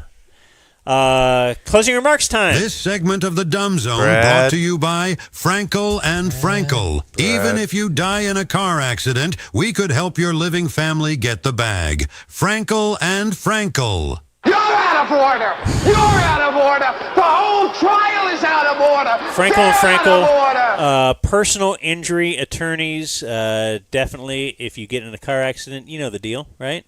214-817, all threes. Let them take care of you. Give the stiff arm to the insurance companies. You will talk to a partner when you call. It's a family-owned law firm with a client-first mission. You don't want to know one of those client fourth or fifth mission law firms, do you? They're there to help you. Like the voice man said, get that bag. Mm-hmm. Some of their attorneys used to defend the insurance companies so they can use that extensive experience to advocate on your behalf. Frankel and Frankel, 214 or 817, and then dial all threes. Here you go. First afternoons. People in afternoons Here's might be Bubba. more likely to call than in the morning when they're first waking up. But, you know, one That's of the about what I reasons thought. why Sirius Every radio XM guy got rid ever. of me that's about is what I thought. because I had to listen to The Fan because I wanted to hear Brandon interviewed. I mean, those guys aren't bad. It's just a lot of that. Like it's like this huge contract. Top 10 Mother's Day gifts. Flowers. Can't go wrong with flowers. What's up, man? So is it by design that on the same day that we talk about Bubba the Love Sponge, we've got these things Boy, going how about on? that? Is that a little Wow. peek behind the curtain there? Very nice. I The cum I sponge. can't believe I made it this long Jake without the cum no- sponge. Okay. What if that was your nickname? Gotta avoid that penguin walk. I have a feeling now. Yeah. Yeah, you asked me what my bit was earlier. I just hit a couple milestones this year, so wanted to celebrate, reward myself a little bit. Couldn't think of a better way than coming over here. Some people want to go to Jerusalem or Mecca or the 9/11 memorial, down the street. I wanted to come to the Dragon Den, so that's the impetus for being here. Turned 40 back in August, so I think fellow Reagan victory baby, Jake. Yep. Many such cases. August 3rd, so I think we might be twins. It's possible. It's very possible. My dad's name's Greg as well, so could be. I certainly seem a lot less like athletic than my brother. I had to write an article, or not had to, got to write an article for D Magazine referencing my athleticism, and I was jostled back in the memory of how many "you sure your mom wasn't hanging out with the milkman" jokes I would get, like from coaches. I don't think I've ever really told you guys about that. Like the look on their face when they saw me, when they saw him, and they're like, "What is happened? going on?" Yeah. Were you in 02 or 03? 04 actually. So that's what I meant. I got the advantage. So he got it. Yeah. Getting held back. I was 6 when I started kindergarten, so I was always one of the older kids. And that's which why I you're think- in the NFL. Exactly. Like I would have been. Exactly. I do have a hot sports opinion about the draft tonight. Super psyched that we signed Brandon Aubrey. I think we just trade out of this draft completely. All of our picks, we've got Brandon locked up. What else do you really need? You might as well hold the pick. How much better could this year's team be? Now Exactly. Now that they have Brandon locked up. Think about it. The talent in this draft is so-so. Let's just kick it down the road a couple years. Is sitting out the draft the new market inefficiency? Let's ask AI. Yeah. You got to ask AI. Got a couple quick hits. So wanted to reference something that was talked about last week with the baseball errors, Jake. I'm on your side, buddy. I grew up playing baseball, Little League. I was a pitcher, watched the Rangers growing up. Not a seam head like Blake or Dan. And I never came up for me, the errors thing. I could tell you what a drop third strike is because almost word for word, really. Yeah, exactly. That's called a drop third strike. And I don't think Jason Killer Kellison ever really covered, what an error is. And all my all my baseball knowledge really comes from him. Now that we're in closing remarks and most people have turned it off, the reason I was getting pissed is because I felt like I was admitting something dumb, and they were like, it has to be dumber than that. And they're like, you got ball sacked. And I'm like, well, yeah, but if the tweet said CeeDee Lamb goes for 10,000 yards, I would never believe it because I know I know the number of yards you can get in a game. I legitimately didn't know. So if it said CeeDee Lamb 8 penalties on one play, you'd have been like, whoa. Crazy. Did you guys see CD get 8 penalties on a play? I think... Like, you don't take 1 second to think, how would I get eight errors on one play? Yeah, I mean, in my head, it and you said I watched it.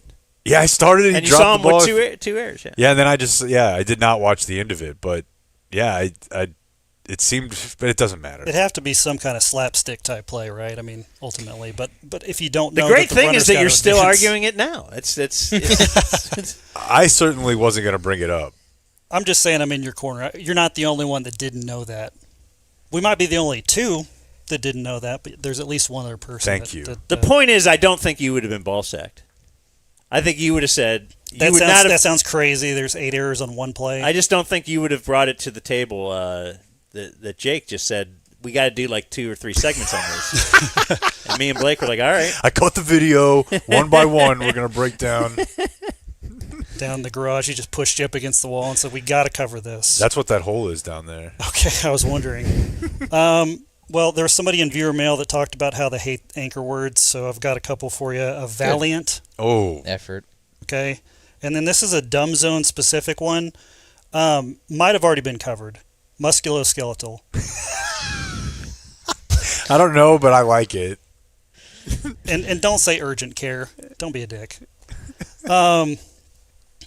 Okay, I sent you a link, Blake. I do want to get Dan's reaction on this. So, when we came to the den here, which is awesome, by the way, take your shoes off. Totally understand, and I totally respect that. I was watching a comedy special recently, Pete Holmes, and he did a bit about that.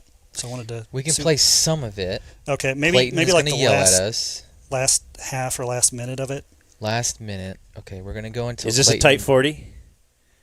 You brought a 40-minute bit. It's a 40-minute bit. Yeah. It's the entire special. Yeah. Including the credits. Let's see here. Play. Maybe you shouldn't be using Audition or Audacity. And houses that make you take your shoes off, they always have a dog. Which is it, dipshit? I've thought about we keeping this. It clean in here? We letting wolves just walk in scot-free?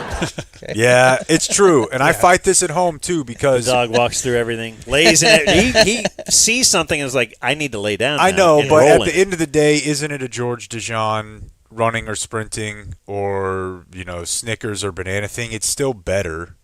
It's still better, but I do this at home with my wife. And you want to know what she says to me? You'll do it for Dan. And I'm like, yeah, but we let the dog in here, and I'm like, yeah, I know. It's wrong what I do too. But the dog is disgusting. But that dog sleeps in my bed with me. I'm naked. He's naked. We're all naked.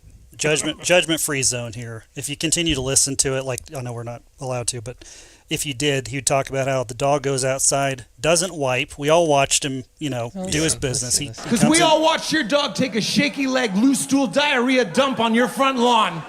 He didn't wipe. Dogs don't wipe. And he just walked in scot-free. And then he walked right by my shoes. He's dragging his ass on the carpet. Sorry, Bodie. Sorry. Good bit. I was disappointed whenever I heard the dogs weren't going to be here at first. I was thinking they were going to be gone the entire time, so glad that they showed up in the middle of this. Last thing I'll say, the Whataburger car tray. So I was at the, if you mind handing me that, the 161, the Bush event. Got my picture with TC, went through the graduation line, got my tray, and I didn't get it signed by you guys. So I want to get it signed. So that I was telling Jake, maybe one day I'm never going to sell it because it's worth too much to me, and it's actually come in handy on a few occasions. Sure. But in the, when I die, it might be in my will, and my kids may not want it. They might want to sell it. So as a sort of a certificate of authenticity, I'd like for you guys to sign it on the air if you don't mind. Oh, on the air. I did bring some Sharpies. We can definitely do that for you. Mm-hmm. That way Well, make sure Blake's is very legible because he's take a pic. He is against people signing illegible. Oh, you can pass it on to your adult child if you adopt, like in Japan. I've been looking into that a lot since we talked to Matthew on Friday. Was that his name? High School Mike. High School Mike. Yeah, he said you can adopt an adult person. Very common That's in my Japan. finest signature. Is that to get around some Great. kind of rules? It is. Oh, just B. Jones. We don't have time for you. That's my signature. Okay. And I do want you to sign it too as well, Foodie CK. I saw your Whataburger cup over there, and I honestly don't think it'd be the same if he didn't sign it. He's Whataburger guy. Yeah. It'll be the only one ever signed. There you go. It's Wow. even more valuable now. So I'm gonna have a That thumb. is a 1-and-1. I'm gonna have that in a Manila envelope along with a thumb drive of this recording. So Take it to Sotheby's or whatever. Yeah. With the, Well, thanks for Pawn coming, Stars dude. guys. Yeah, Andy? much appreciated. Anything to contribute? Who's Andy? I have nothing to add. What's Andy's Okay. bit? What are My your bits- relation? My bits are Just friends? So Partners? Yeah, partners in crime and business and life. No, one of my best friends is cousins with him, and we've connected over this kind of content. Nice. Yes. This is your best friend's cousin. Yes. Yeah. Okay. My best friend's not into radio or anything Or like sports. this. Or sports. So Here's this guy. I can at least hang. Exactly. Good deal. Thanks, I want guys. that one. Awesome, dude. Really appreciate it. Draft tonight. Adios, mofo. Gotta go before this becomes a zoo. Can't cut yet. Thank you Clayton for watching can't my video. switch. Subscribe and type for my name if you want to watch more of my videos.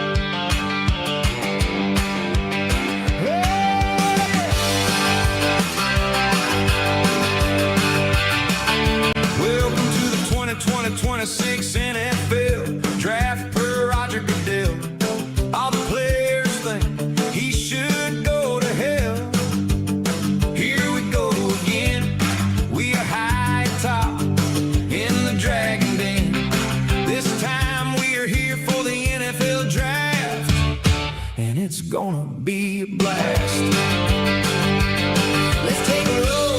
Who is in the house? I hope we don't see anyone's spouse. I see Teddy Emmerich, and we all love his stick. There's a big old boy, looks like John Hampton. I don't want to mess with him in case he has a handgun. It looks like we're gonna trade up and get Sonny Styles.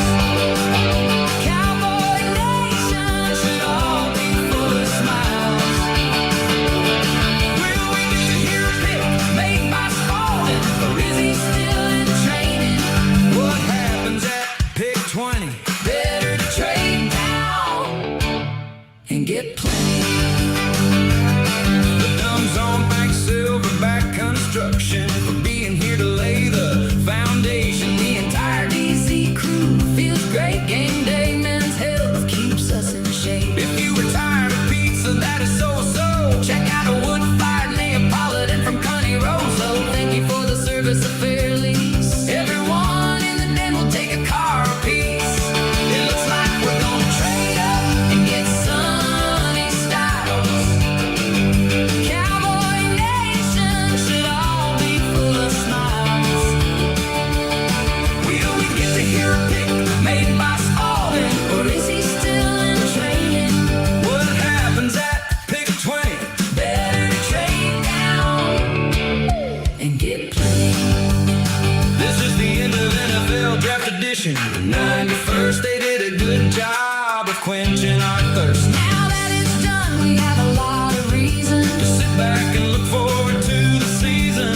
Cowboys fans, We'll feel a lot of zen, if they can just finish a little better then 7 and 10. Adios, mofo.